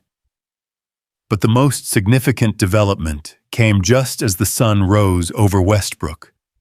Senator Blackwood, facing imminent federal indictment, had scheduled a press conference. Eleanor and the others gathered around a laptop to watch. Blackwood stood at a podium, his face haggard but defiant. "The federal overreach we're witnessing is unprecedented," he began. "Law-abiding citizens are being persecuted for their political beliefs." He got no further. Federal agents walked onto the stage, credentials visible. "Senator Blackwood, you're under arrest for conspiracy to violate civil rights, witness intimidation, and racketeering." The camera caught everything: Blackwood's shock, his aide's attempt to interfere, the efficient professionalism of the agents as they read him his rights. But what struck Eleanor most was the reaction of the reporters present. Instead of the usual journalistic neutrality, she saw satisfaction, even relief. They'd known something was rotten in the state of Georgia, and finally someone was doing something about it. Eleanor's phone rang. It was Judge Hayes again. "Eleanor, the Chief Justice wants to see you, today. Can you be in Washington by noon?" Eleanor looked around the community center at the families beginning to venture outside for the first time, without fear, at the federal agents maintaining protective watch, at her sister, organizing breakfast for everyone with her characteristic efficiency. "I'll be there," she said. As she prepared to leave for the airport, Tasha Williams approached Marcus Jr., shy behind his mother's legs. "Judge Mitchell, I just wanted to say, what you did, standing up for us when you could have just flashed your badge and driven away." Eleanor knelt down to Marcus Jr.'s level. "You know what, your mom is brave too. She told the truth when it was dangerous. She stood up for what was right." She looked up at Tasha. "That's what's going to change things. Not just judges and federal agents, but regular people refusing to be silent anymore." The ride to the airport was quiet, Eleanor processing everything that had happened in just 72 hours. From traffic stop to leading a national task force, it was almost surreal. But as she looked at the evidence compiled on her tablet, the testimonies of hundreds of victims, the financial records showing billions in stolen wealth, and destroyed communities, she knew this was exactly where she needed to be. The pilot's voice crackled over the intercom as the plane lifted off. "Flight time to Washington is approximately 2 hours, Your Honor." 2 hours to prepare for a meeting that would likely determine the scope of her authority in pursuing this case. 2 hours to transform from a victim of police brutality to the architect of its consequences. 2 hours to ready herself for a battle that would define not just her career, but possibly the nature of justice in America for generations to come. As Georgia disappeared beneath the clouds, Eleanor pulled out her legal pad and began writing her report for the Chief Justice. She started with a simple sentence that contained multitudes. "On Thursday evening, I was illegally detained by officers who believed their badges placed them above the law. They were wrong." The rest flowed from there, not just the facts of her case, but a broader indictment of a system that had operated in shadow for too long. Each word was chosen carefully, building toward an argument that would demand the full weight of federal justice be brought to bear on those who had corrupted local law enforcement for profit and prejudice. Outside her window, America stretched out below a patchwork of communities, each with its own struggles and stories. How many Westbrooks were down there? How many Officer Rollins and Chief Hargraves? How many Tashas and Mrs. Hendersons waiting for someone to hear their cries for justice? Eleanor closed her eyes, thinking of her parents and their generation's fight for civil rights. They'd broken down legal barriers, integrated schools, and lunch counters secured voting rights. But the work hadn't ended there. It had evolved, gone underground, become more sophisticated. The same prejudices that had once worn white hoods now wore badges and sat on benches operated through shell companies and conspiracy networks. But they'd made one critical error. They'd pulled over Eleanor Mitchell. And in doing so, they'd provided her with something no investigation could have manufactured: the moral authority of personal experience combined with the legal power to do something about it. The plane began its descent toward Washington, and Eleanor gathered her materials. In a few hours, she would stand before the Chief Justice and make the case for an unprecedented expansion of federal oversight. She would argue that the conspiracy she'd uncovered wasn't an aberration, but a symptom of a deeper disease that required aggressive treatment. Some would call her an activist judge abandoning neutrality for advocacy. Let them. She'd been neutral when she'd put her hands on her steering wheel and complied with every unlawful order. She'd been neutral when they'd handcuffed her for knowing her rights. She'd been neutral when they'd thrown her in a cage for the crime of existing while black. Neutrality had ended the moment Chief Hargrave had mocked her education, the moment Judge Crawford had threatened her with extended detention for speaking truth, the moment she'd realized that the system she'd sworn to uphold was being perverted by those entrusted to enforce it. The plane touched down at Reagan National Airport, and Eleanor saw federal marshals waiting on the tarmac. As she descended the stairs, she thought about the young man from last night's raid, his face twisted with hatred as he accused her of destroying his heritage. He was right in a way. She was destroying something, but it wasn't heritage, it was hatred. It wasn't tradition, it was tyranny. And she would continue destroying it piece by piece, case by case, until every citizen could drive through every town without fear of being pulled over for the color of their skin. The Supreme Court building loomed before Eleanor as her motorcade pulled up to the secured entrance, its marble columns a testament to the permanence of law in a world of shifting politics. Chief Justice Michael Robertson waited in his chambers, a room that breathed history from every leather-bound volume and oil portrait of his predecessors. Judge Mitchell. Robertson stood as she entered his 70-year-old frame, still commanding, despite the slight stoop of age. I've been following the Westbrook situation with great interest. Sit, please. Eleanor took the offered chair, noting the files already spread across Robertson's desk. Her case files, Bennett's testimony, the expanding web of the Heritage Foundation conspiracy. In my 40 years in law, Robertson began settling into his own chair. I've seen many cases of local corruption. But this, he gestured at the files, this is something else entirely. You've uncovered what appears to be an attempt to subvert democracy itself through systematic disenfranchisement. It's worse than that, Chief Justice, Eleanor said. They're using the legal system as a weapon of economic warfare.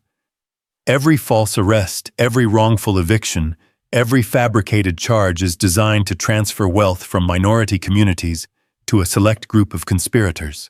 Robertson leaned back, his fingers steepled. The Attorney General wants to give you unprecedented authority to pursue this.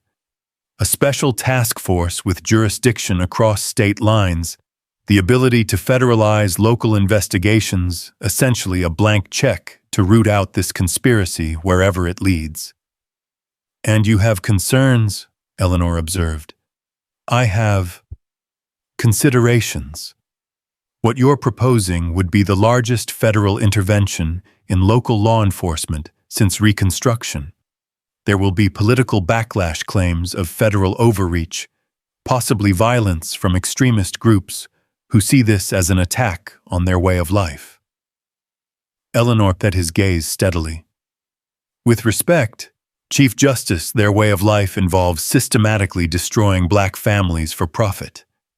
If that requires federal intervention to stop, then so be it.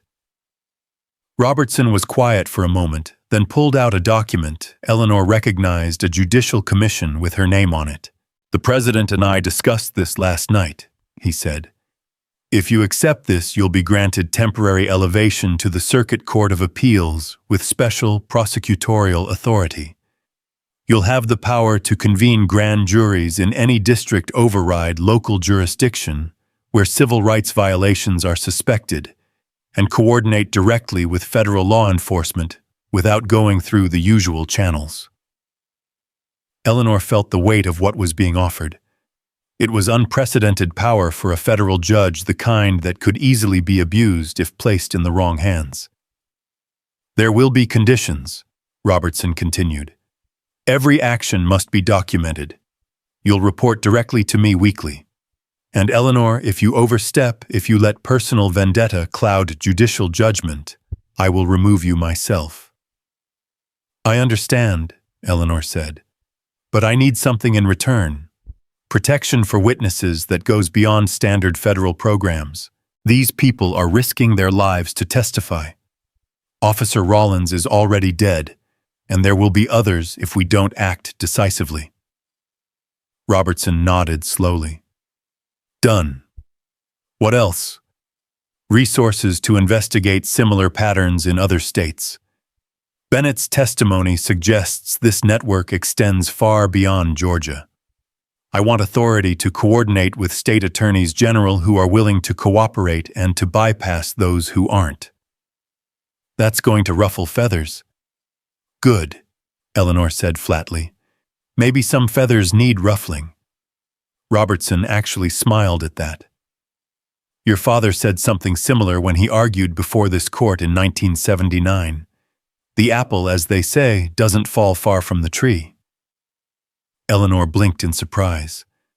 She knew her father had argued a civil rights case before the Supreme Court, but Robertson had been a young clerk, then not yet a justice himself. "He was brilliant," Robertson continued. "Passionate but controlled, righteous but never self-righteous. He would be proud of what you're doing, Eleanor, and probably terrified for your safety. He taught me that the law without conscience is merely organized oppression," Eleanor replied. "What I witnessed in Westbrook proved him right." Robertson stood extending the commission. "Then let's disorganize some oppression, shall we?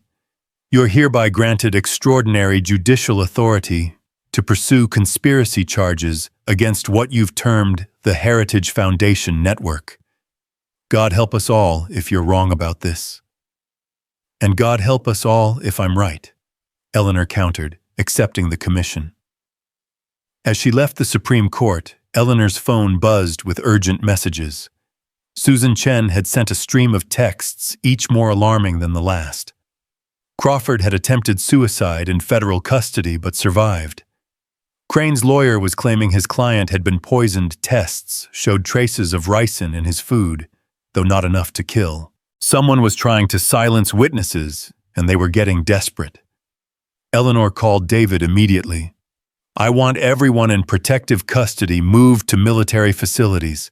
No civilian contractors, no local support. Military personnel only. That's going to require Defense Department authorization, which I now have authority to request directly. Make it happen, David." The flight back to Atlanta was turbulent in more ways than one. News of Eleanor's expanded authority had leaked, and cable news was in overdrive. Conservative commentators called it a judicial coup, while progressive voices hailed it as long overdue accountability. But it was a text from Patricia that made Eleanor's blood run cold. "They burned down Mr. Johnson's house. He's in the hospital. They left a message. Federal judges bleed too." Eleanor immediately rerouted to Westbrook.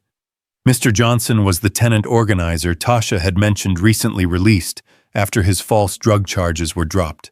Now he was fighting for his life because he dared to speak truth to power. The Westbrook Hospital was surrounded by federal agents when Eleanor arrived. their presence a stark reminder of how dangerous the situation had become. Inside, Mr. Johnson lay unconscious burns covering 30% of his body. His daughter Denise sat beside him, tears streaming down her face. "They came at night," Denise whispered when Eleanor approached. "4 men in masks. They beat him, poured gasoline everywhere. If the neighbors hadn't heard his screams..." Eleanor took Denise's hand. "We're going to find them, and they're going to pay for this. They said this was your fault." Denise continued, her voice harder now. "Said if you hadn't interfered, none of this would have happened." The words stung because Eleanor had feared this exact scenario, that her investigation would trigger retaliation against those least able to protect themselves. But backing down now would mean their terrorism had worked. "They're wrong," Eleanor said firmly. "This happened because they've been allowed to operate without consequences for too long. But that ends now." She stepped into the hallway where David and Susan waited with grim expressions. "I want surveillance on every known associate of our defendants," Eleanor ordered. "Anyone who's made threats, attended their rallies, or posted support online. And I want it retroactive, pull everything from the past week." "That's thousands of people," Susan pointed out. "Then we'd better get started." The next 3 days blurred together in a marathon of legal proceedings and investigative breakthroughs. Eleanor essentially lived in the federal courthouse, catching fragments of sleep on her office couch, between reviewing evidence and signing warrants. The scope of what they uncovered was staggering. The Heritage Foundation, as the conspirators called themselves, had tentacles reaching into every aspect of Southern society. They controlled banks that redlined minority neighborhoods while publicly claiming to support diversity. They owned construction companies that used ICE raids to eliminate competition from immigrant-owned businesses. They had judges who consistently ruled against civil rights plaintiffs while taking bribes disguised as campaign contributions. But the most disturbing discovery came from Crane's documents, a manifesto outlining a 100-year plan to reclaim the South through economic warfare and legal manipulation. They called it the Restoration, and Westbrook was meant to be their proof of concept. Eleanor was reviewing these documents when Marcus Williams burst into her office. "Your Honor, we have a problem. Senator Blackwood made bail. How we argued he was a flight risk. A judge in D.C. overruled it, said holding a sitting senator without trial was unconstitutional overreach." Eleanor felt rage building, but forced it down. This was the challenge of operating within the law while fighting those who perverted it. Who was the judge? Harold Fitzgerald, appointed 3 years ago after major donations from the same donors who support Blackwood. The corruption ran so deep, it was like fighting a hydra cut off one head, and 2 more appeared. Eleanor made a decision that would escalate everything. "Schedule a press conference for tonight. It's time the public knew exactly what we're dealing with." The press conference was held in the federal courthouse in Atlanta, with Eleanor standing before a wall of evidence, photos, documents, financial records, all displayed to show the conspiracy's scope. The room was packed with journalists from around the world, their cameras trained on the federal judge who'd become the face of a new civil rights movement. 3 days ago, Eleanor began, her voice carrying the authority of her new position. Terrorists burned down the home of Robert Johnson, a 67-year-old man whose only crime was organizing his neighbors against illegal evictions. This act of terrorism was not random. It was part of a coordinated campaign to silence witnesses in the largest civil rights conspiracy since the Jim Crow era. She clicked a remote, and the screen behind her displayed the Heritage Foundation's organizational chart.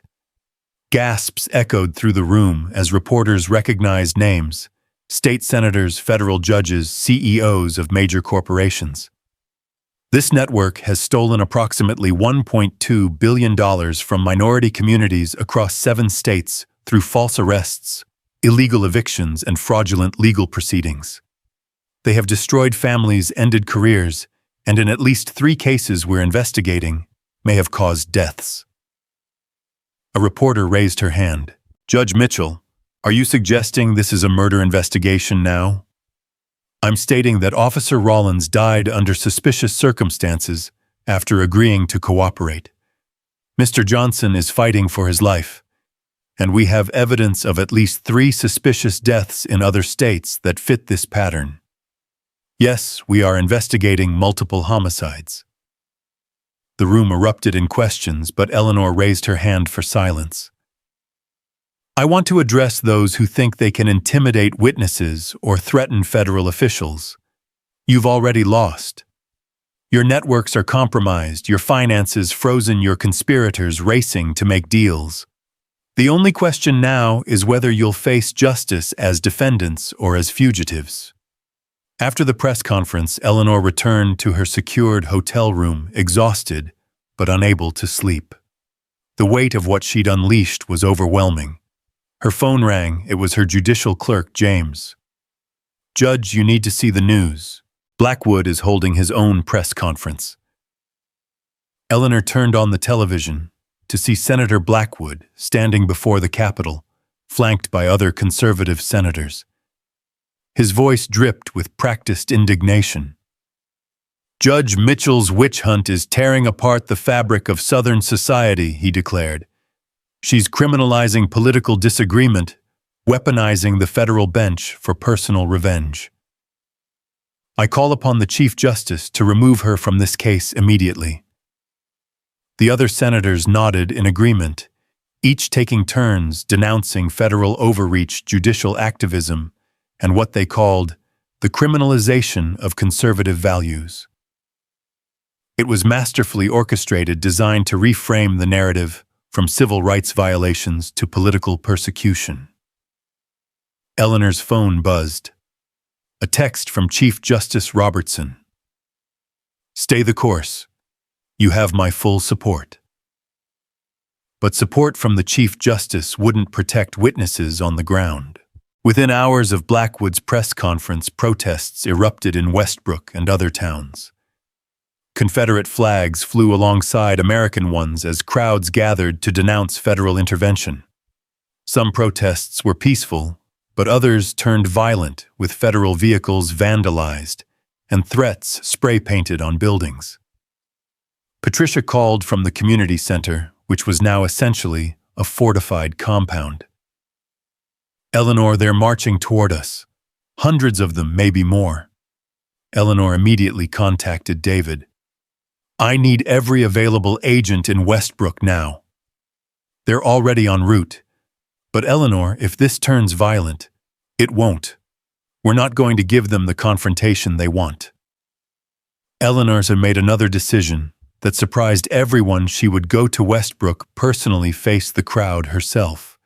It was dangerous, potentially fatal, but leadership sometimes required standing in the breach. The scene in Westbrook was surreal. Main Street was packed with protesters, some carrying signs denouncing federal tyranny, others bearing Confederate flags and worse symbols. They'd surrounded the community center, chanting slogans that grew uglier by the minute. Eleanor arrived in an unmarked car, slipping through back streets to reach the community center. Inside, terrified families huddled together while federal agents maintained a defensive perimeter. You shouldn't be here, Patricia said immediately. They want you dead. Which is exactly why I need to be here, Eleanor replied. She looked at the frightened faces around her, people who'd already suffered so much, now terrorized again by those who saw equality as oppression. Eleanor made her way to the front entrance, despite protests from the federal agents. She stepped outside alone and unarmed to face the crowd. The chanting stopped, replaced by a confused murmur as they recognized her. I'm Judge Eleanor Mitchell, she said, her voice carrying without amplification. I'm the one you're angry at. These families have done nothing but seek justice through legal channels. If you have a problem with the investigation, you have a problem with me, not them. Someone from the crowd shouted, "You're destroying our town." "No," Eleanor replied firmly. "The criminals who corrupted your police force, who stole from your neighbors, who perverted justice for profit, they destroyed your town. I'm trying to save it." An older man pushed to the front, his face red with anger. "You don't understand our way of life." Eleanor stepped forward, causing federal agents to tense. "Sir, I understand that Robert Johnson is in the hospital with third-degree burns because he organized his neighbors. I understand that Tasha Williams was arrested at her own home with her baby. I understand that Mrs. Henderson's family has lived here since 1952, and someone tried to steal her house through fraudulent tax liens. Is that the way of life you're defending?" The man faltered, and Eleanor pressed on. "Look around you. Look at who's asking you to protest. The same people who got rich while your wages stayed flat. The same people who blamed immigrants and minorities for problems they created. They're using you, dividing us, because they know that united, we might actually demand justice for everyone, not just the wealthy and connected." The crowd was quieter now, some looking uncertain. But then someone threw a bottle and chaos erupted. Federal agents immediately surrounded Eleanor, pulling her back as the crowd surged forward. Tear gas canisters flew, people screamed, and for a moment it seemed Westbrook would explode into riot. Then something unexpected happened. Mrs. Henderson emerged from the community center, all 4'11" of her, and walked straight toward the crowd. Other longtime residents followed, black and white, old and young united, in their refusal to let their town tear itself apart. "Enough." Mrs. Henderson's voice carried surprising authority. "I've lived here 70 years. My daddy built houses for half your families. We've been neighbors, gone to school together, buried our dead in the same cemetery. And now you want to riot because criminals are being held accountable." She looked directly at the older man who'd confronted Eleanor. "Tom Bradley, your son lost his job at the factory 3 years ago. You know who owned that factory, Victor Crane. He shut it down, moved the jobs overseas, then bought your son's foreclosed house for pennies on the dollar. And you're out here defending him." Tom Bradley's face crumpled as the truth hit home. Others in the crowd began to realize they'd been defending the very people who'd exploited them. The tension began to deflate, the crowd dispersing, as people wrestled with uncomfortable truths. Eleanor watched from the community center entrance, understanding that this was the real battle, not just legal proceedings, but the fight for hearts and minds poisoned by decades of manipulation. That night, as Eleanor sat with Patricia and the families in the community center, her phone rang with news that would change everything. Susan Chen's voice was electric with excitement. "Eleanor Bennett just gave us the mother lode. He had recordings. Rollins was wearing a wire for the past 6 months, building an insurance policy. We have Crawford, Hargrave, Crane, even Blackwood, discussing the conspiracy explicitly. We have them ordering the harassment, planning the evictions, laughing about it." Eleanor closed her eyes, feeling a wave of relief and exhaustion. "How many recordings?" "Over 300 hours. Bennett hid them in a safety deposit box. He was terrified to mention them until we moved him to the military facility. Get them authenticated immediately. And Susan, make copies. Multiple copies. I don't want any mysterious technical failures destroying this evidence." As the night wore on, Eleanor found herself standing outside looking at the stars. The same stars she'd watched after her arrest when this had all begun. Patricia joined her, bringing 2 cups of coffee. "You know they'll never stop coming after you," Patricia said quietly. "Even when you win in court, they'll make you a target for the rest of your life." Eleanor nodded. "I know. But someone has to stand up to them. Someone with the power to actually do something. It doesn't have to be you." "Yes," Eleanor said firmly, "it does." When they pulled me over that night, they thought I was nobody, just another black woman to harass and humiliate. They revealed their true selves because they thought there would be no consequences. She turned to her sister. They created their own worst enemy, someone who experienced their system firsthand and has the power to destroy it. Her phone buzzed with another message from Susan. Blackwood's attorney just called. He wants to make a deal. Eleanor smiled grimly. The senator must have learned about the recordings. His bravado at the press conference would evaporate once he heard himself on tape conspiring to violate civil rights. Tell him he can come to my office at 9 a.m., Eleanor texted back. And Susan, make sure the media knows he's coming to negotiate. I want everyone to see him walking into the federal courthouse with his head down. The tide had turned decisively. What had started as a traffic stop had become the largest civil rights case in decades.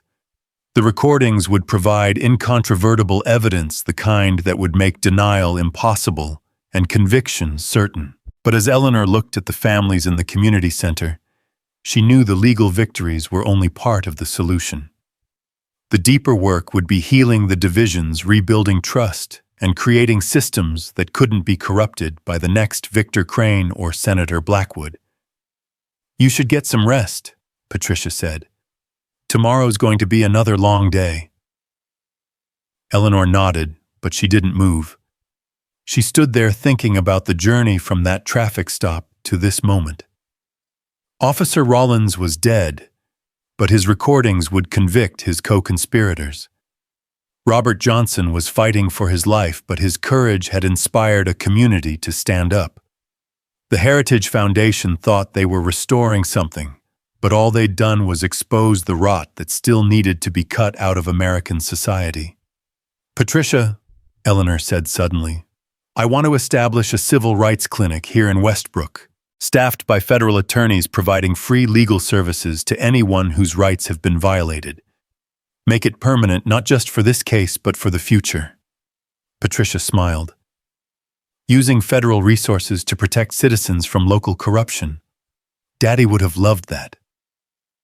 He would have loved seeing the community stand together tonight, Eleanor replied. Black and white realizing they have more in common with each other than with the people exploiting them both. A federal agent approached with a tablet. Your Honor, we're getting reports of similar scenes in other cities. Communities are standing up to the conspirators demanding investigations. The Attorney General wants to know if you can coordinate multiple prosecutions simultaneously. Eleanor looked at the tablet, seeing requests from U.S. attorneys in Mississippi, Alabama, Tennessee, Arkansas. The Westbrook investigation had opened floodgates, giving courage to prosecutors who'd been fighting these battles in isolation. Tell the Attorney General yes, Eleanor said. We're going to need more attorneys, more investigators, more resources, but yes. As she finally headed inside to catch a few hours of sleep, Eleanor reflected on the strange path that had brought her here. She'd left home as a sister visiting family and returned as the architect of the largest civil rights prosecution since the 1960s. Tomorrow, Senator Blackwood would try to negotiate his way out of consequences. Crawford and Crane would likely follow suit. The conspirators would fragment, each trying to save themselves by betraying the others. The network they'd spent decades building would collapse in weeks. But tonight, in a community center in Westbrook, Georgia, something else was being built. Trust between neighbors who'd been taught to fear each other, hope among people who'd been systematically oppressed, and justice, real justice for those who'd been denied it for far too long. Eleanor finally allowed exhaustion to claim her, sleeping on a cot in the community center office while federal agents stood guard. Her last thought before sleep took her was of Officer Rollins pulling her over on that dark highway. He'd thought he was exercising power, but all he'd done was awaken it in someone far more dangerous to his cause than he could have imagined. The girl from Howard University, the federal prosecutor, the judge they'd all led to this moment. And tomorrow she would continue the work of tearing down the system that had terrorized communities for generations, replacing it with something better, something that actually honored the promise of equal protection under law. The Heritage Foundation had wanted to restore the Old South. Instead, they'd triggered its final demolition, one federal indictment at a time. The morning brought Senator Blackwood to the federal courthouse like a defeated general approaching terms of surrender. Eleanor watched from her office window as his motorcade arrived, noting how he ducked his head to avoid the cameras he'd once courted so eagerly. The man who'd stood before the Capitol denouncing her as a tyrant now came as a supplicant seeking mercy from the very system he'd corrupted. Susan Chen entered Eleanor's office with a thick folder. His lawyer sent over their initial offer. 20 years minimum security, and he gives us everything about the Heritage Foundation's political operations. Eleanor didn't even open the folder. No deals until I hear the recordings myself. I want to know exactly what we have before we negotiate with anyone. They moved to a secure conference room where the audio equipment had been set up. David Reeves and Marcus Williams were already there, their faces grim. As Eleanor put on the headphones, David warned, "Some of this is hard to listen to, Your Honor." The first recording was from 6 months ago, Rollins's hidden microphone capturing a meeting at Crane's plantation. Eleanor recognized the voices immediately, Crawford Hargrave Crane himself, and yes, Senator Blackwood. The beauty of it, Crane's voice came through clear, is that we're using their own laws against them. Every arrest is technically legal if Crawford signs off on it. And he will, Crawford's voice interjected with a laugh. These people don't have money for real lawyers. Public defenders are so overworked, they'll plead out anything to clear their dockets. Then Blackwood's distinctive baritone. The federal heat is manageable. I've got 3 judges who owe me their appointments. If anything reaches federal court, we can steer it to the right chambers. Eleanor felt her jaw clench as the conversation continued. The conspirators casually discussing destroying lives, as if planning a golf tournament. But it got worse. "What about the Johnson situation?" Hargrave asked on the recording. "Handle it," Crane replied coldly. "If he keeps organizing, those tenants make him disappear for a while. Plant something, arrest him, doesn't matter. Just get him off the streets." "And if he resists," Hargrave pressed. There was a pause, then Blackwood's voice. "Then Officer Rollins might have to fear for his life, wouldn't he? These things happen." Eleanor removed the headphones, feeling sick. They'd been casually discussing murdering Robert Johnson months before her traffic stop. How many other such conversations had there been? How many people had simply vanished or died in accidents that were never properly investigated? "Play the next one," she ordered. This recording was from just 2 weeks ago after Eleanor's arrest, but before her identity was revealed. Rollins had been meeting with Bennett and Hargrave. "That woman we brought in," Hargrave was saying, "the one with the Mercedes, something's off about her. She's just another uppity—" Bennett's voice started using a word that made Eleanor's skin crawl.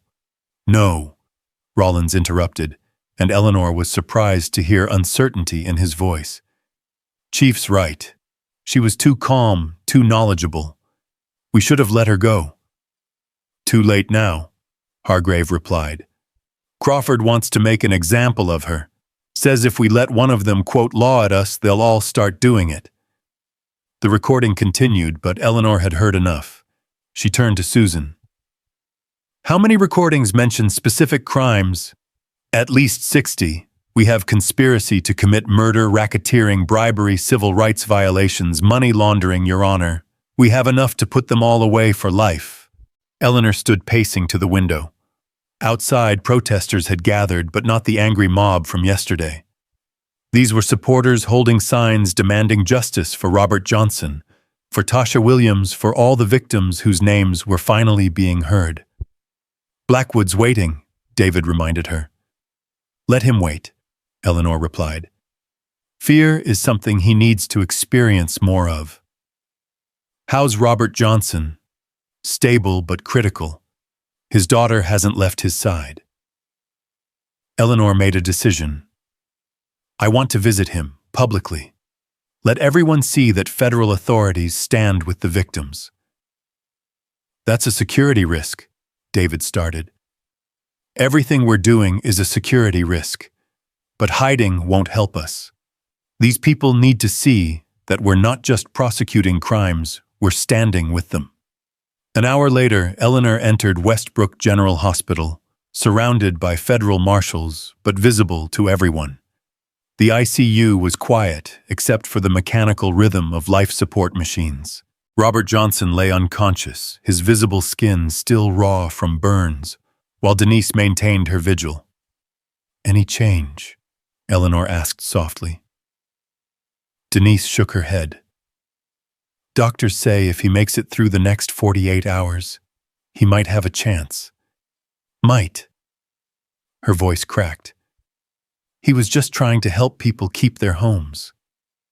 Eleanor sat beside her. Tell me about your father. He was a teacher. Denise said, her eyes never leaving her father's face. 40 years at Westbrook High. Taught history, made sure kids knew about more than just the Confederate generals.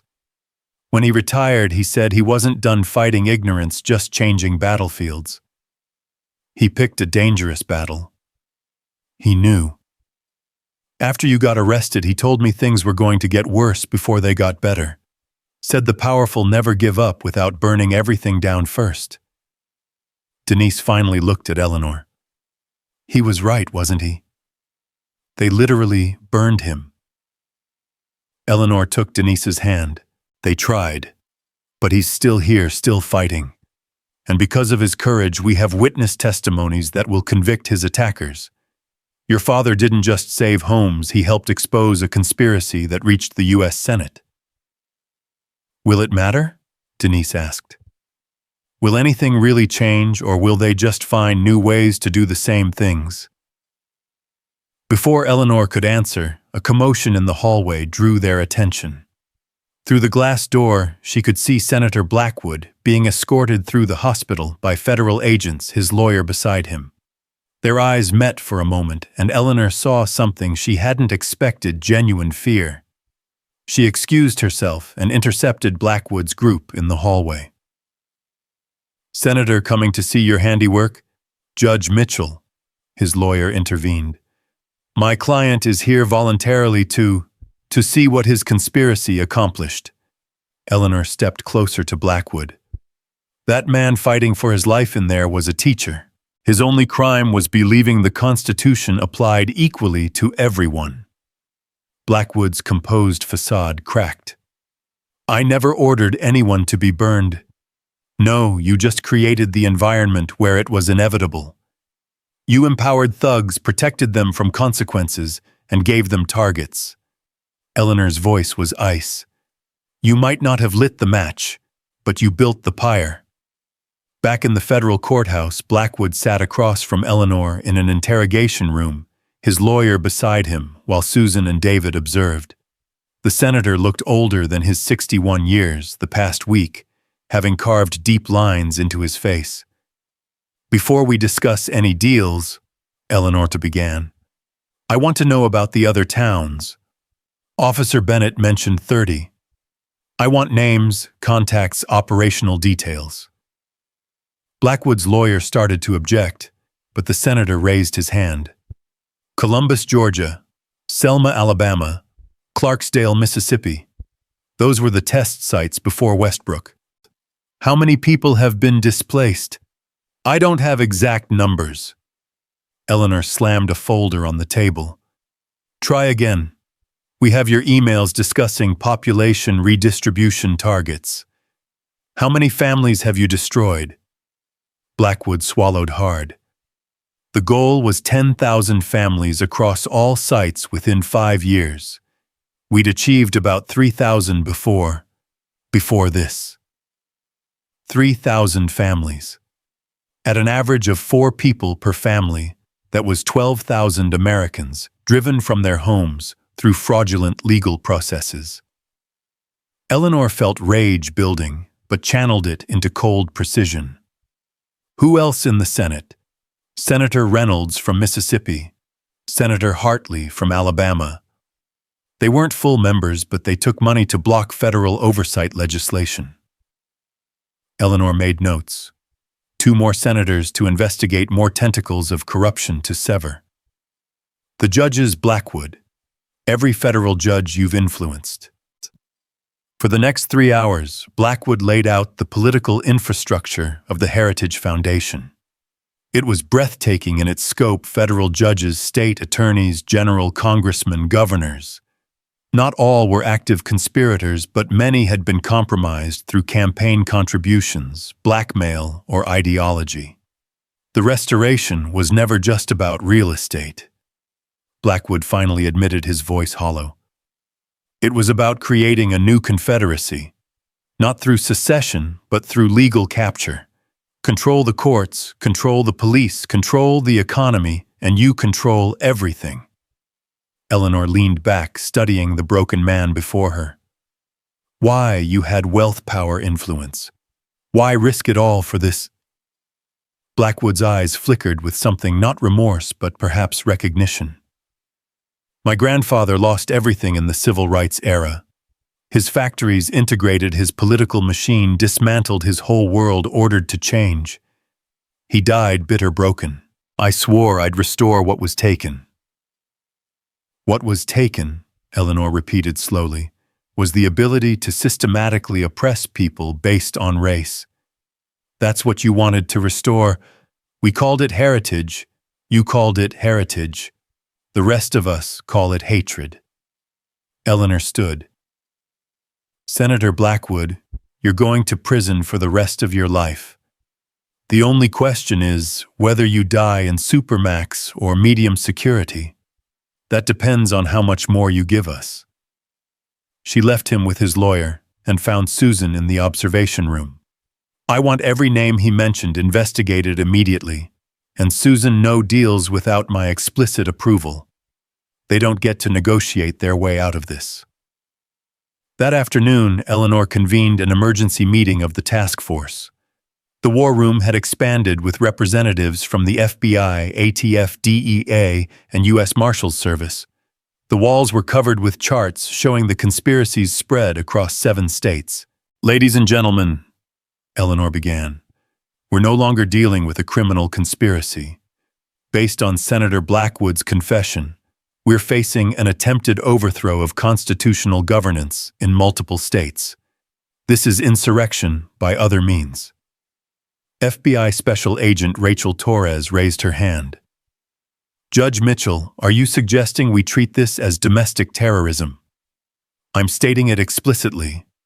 They've burned homes, assaulted citizens, corrupted the justice system, and attempted to create a parallel power structure based on racial supremacy. If that's not terrorism, I don't know what is. The room erupted in discussion, but Eleanor raised her hand for silence. I know this is unprecedented, but so is the threat. We have 72 hours before word spreads and conspirators start destroying evidence or fleeing. I want synchronized raids across all 7 states. Every person Blackwood named, every business in Crane's network, every judge who took a bribe. I want them all in custody simultaneously. David Reeves looked concerned.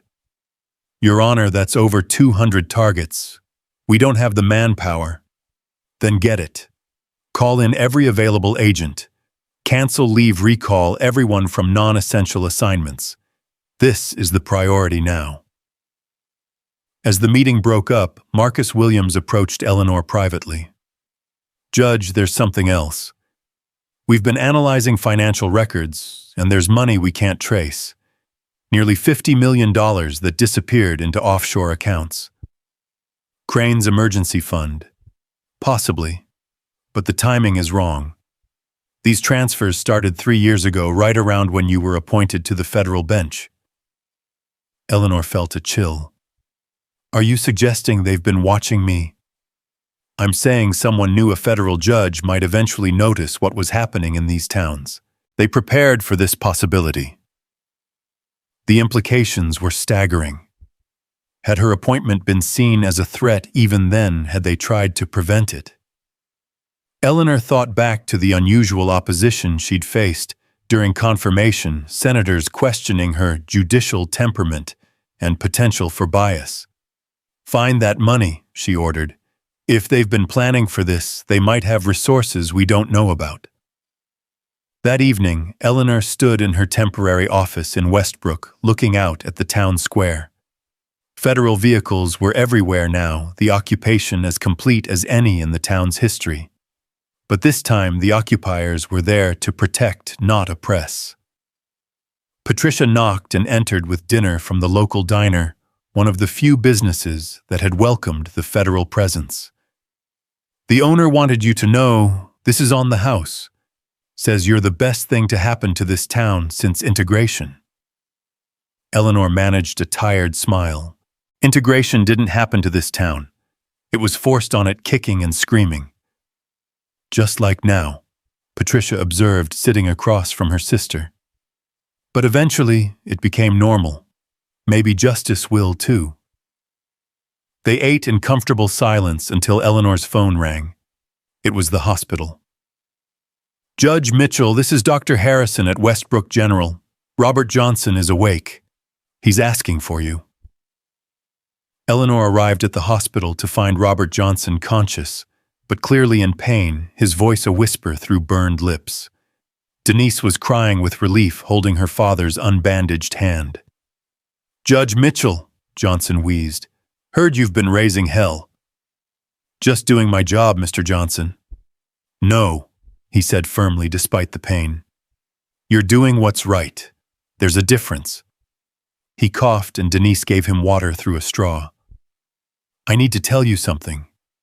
About the fire." Eleanor leaned closer. "You should rest. I saw him, the one who lit the match. It was Tommy Hartwell Hargrave's nephew. But there was someone else, someone in a suit watching from a car. Never seen him before." Eleanor immediately texted this information to David, then focused back on Johnson. "We'll find them both. You have my word." Johnson managed something that might have been a smile. "My students used to ask why I taught history. I told them it was so they'd recognize it when it tried to repeat itself. Guess I recognized it too well." As Eleanor left the hospital, her phone buzzed with an urgent message from Susan. "Crawford's dead. Apparent heart attack in custody. No signs of foul play but the timing." Eleanor felt the investigation shifting beneath her feet. 2 key witnesses dead even in federal custody. Someone was cleaning house, eliminating loose ends. But who had that kind of reach? She called an emergency meeting at the community center, gathering her core team in Patricia's office. The mood was grim as she shared the news about Crawford. "We're not dealing with amateurs," Eleanor stated. "Someone has the ability to kill federal witnesses despite our protection. That means we have a mole, or they have resources we haven't identified." "Or both," David added darkly.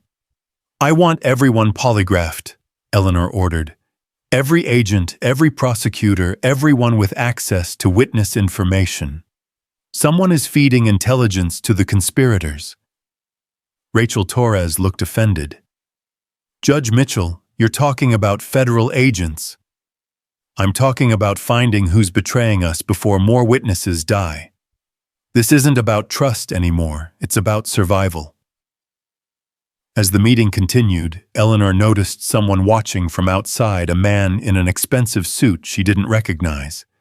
When she looked again, he was gone, but the feeling of being observed remained. After the meeting, she pulled David aside. "I want a security detail on Patricia. If they're targeting witnesses, they might go after my family." "Already done," David assured her. "And Your Honor, we've increased your protection as well. There's been chatter on extremist forums. They're calling for direct action against you." Eleanor wasn't surprised. She'd become the face of federal intervention, the symbol of what they saw as an attack on their way of life. But symbols could be powerful things for both sides. That night, unable to sleep, Eleanor reviewed the conspiracy's structure one more time. Something was missing, some piece that connected everything. The Heritage Foundation had money, political support, and operational capability, but there had to be someone at the top, someone coordinating it all. Her phone rang at 2 a.m. Marcus Williams's voice was excited. "Judge, I found it. The offshore accounts, they all trace back to a single holding company in the Caymans. And you'll never guess who's on the board." "Who?" "Jonathan Ashford." Eleanor sat up straight. Jonathan Ashford was a federal appeals court judge one step below the Supreme Court. He'd been her mentor once, had even recommended her for her current position. "You're certain?" "His signature is on incorporation documents." "Judge Mitchell, he's been funneling money to the Heritage Foundation while sitting on the appeals court. Every civil rights case that went through his court in the past 5 years needs to be re-examined." Eleanor felt the bottom drop out of her world. If Ashford was involved, it explained how the conspiracy had stayed hidden so long. He'd been protecting it from within the federal judiciary itself. "Marcus, tell no one else about this. Not even Susan or David. We need to be absolutely certain before we move against a federal judge." After ending the call, Eleanor sat in the darkness processing this revelation. Ashford had shaped her career, had seemed to champion civil rights. Had it all been a cover? Or had he been corrupted later? She thought about their last conversation, just days before her traffic stop. He'd called to discuss a case, but he'd also asked about her travel plans, had seemed interested in her visit to Patricia. Had he known what would happen in Westbrook? Had he warned them a federal judge was coming? The thought made her sick, but also angry. The betrayal was personal now, cutting deeper than anything Rollins or Hargrave had done. They were strangers, enemies by circumstance. Ashford had been a friend, a mentor, someone she'd trusted with her aspirations and fears. Eleanor picked up her phone and made a decision that would elevate the investigation to its highest level yet. She called Chief Justice Robertson directly, despite the hour. "Eleanor," his voice was alert, despite being woken. "What's happened?" "Chief Justice, I need to brief you immediately on a development that threatens the integrity of the federal judiciary. Can you arrange a secure line?" There was a pause. "Give me 5 minutes." When Robertson called back on an encrypted line, Eleanor laid out everything: the financial evidence, Ashford's connections, the implications for every case he'd touched. "Dear God," Robertson breathed when she finished. "Jonathan Ashford. He's been on the short list for the Supreme Court." "Which might have been the ultimate goal," Eleanor suggested. "Place someone on the highest court who could protect the conspiracy indefinitely." "Eleanor, you understand what you're alleging. This would be the biggest judicial scandal in American history." "Yes, sir. Which is why I need your direct authority to investigate. This can't go through normal channels. Ashford would know immediately." Robertson was quiet for a long moment. "You have it. Whatever you need, whoever you need to investigate. But Eleanor, be careful. If Ashford realizes you're onto him, you'll become his primary target." After the call, Eleanor stood at the window, watching the first hints of dawn color the Georgia sky. In a few hours, she would set in motion events that would shake the federal judiciary to its foundations. Friends would become enemies, mentors would become defendants, and the very system she'd sworn to uphold would be revealed as compromised at its highest levels. But she thought of Robert Johnson fighting for his life because he'd stood up to corruption. She thought of Tasha Williams and Marcus Jr., of Mrs. Henderson, and all the others who'd suffered while the system that should have protected them was perverted by those entrusted to run it. Her phone buzzed with a text from Patricia. Couldn't sleep either, coffee's on at the center. Eleanor smiled slightly. Her sister always knew when she needed support. She grabbed her jacket and headed out, her security detail falling in behind her. The walk to the community center was short, but gave her time to think. The Heritage Foundation had made a critical error. They'd assumed their placement of allies in high positions would protect them indefinitely. They'd never imagined one of their victims would be someone with the knowledge, position, and will to expose them all. As she entered the community center, Eleanor found not just Patricia, but dozens of community members already there preparing breakfast for the federal agents and displaced families. The scene was remarkable, people who'd been divided by race and class for generations, working side by side, united by shared trauma and newfound hope. Couldn't sleep either? Patricia asked, handing her a cup of coffee. Too much to do, Eleanor replied. Too many people counting on us to get this right. An elderly white woman Eleanor didn't recognize approached hesitantly. Judge Mitchell, I'm Sarah Hartwell. Tommy is my grandson, the one who burned Mr. Johnson's house. Eleanor tensed, and her security detail moved closer, but Sarah raised her hands peacefully. I'm not here to defend him. Sarah continued, tears in her eyes. I'm here to apologize, and to tell you where he's hiding. That boy was raised better, but his uncle filled his head with poison. Chief Hargrave convinced him he was defending our heritage. She pulled out a piece of paper. He's at this address, probably armed. Please, don't let him hurt anyone else. Eleanor took the paper, seeing an address in rural Georgia. Mrs. Hartwell, this was brave of you. No, Sarah said firmly. Brave is what Mr. Johnson did, standing up to them. Brave is what you're doing, taking on the whole system. I'm just an old woman who finally found her conscience.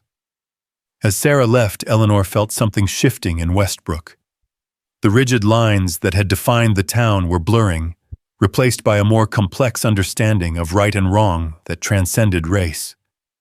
David appeared with urgent news. Judge, we've located Tommy Hartwell at that address. Drone surveillance confirms he's there with 3 other men, all armed.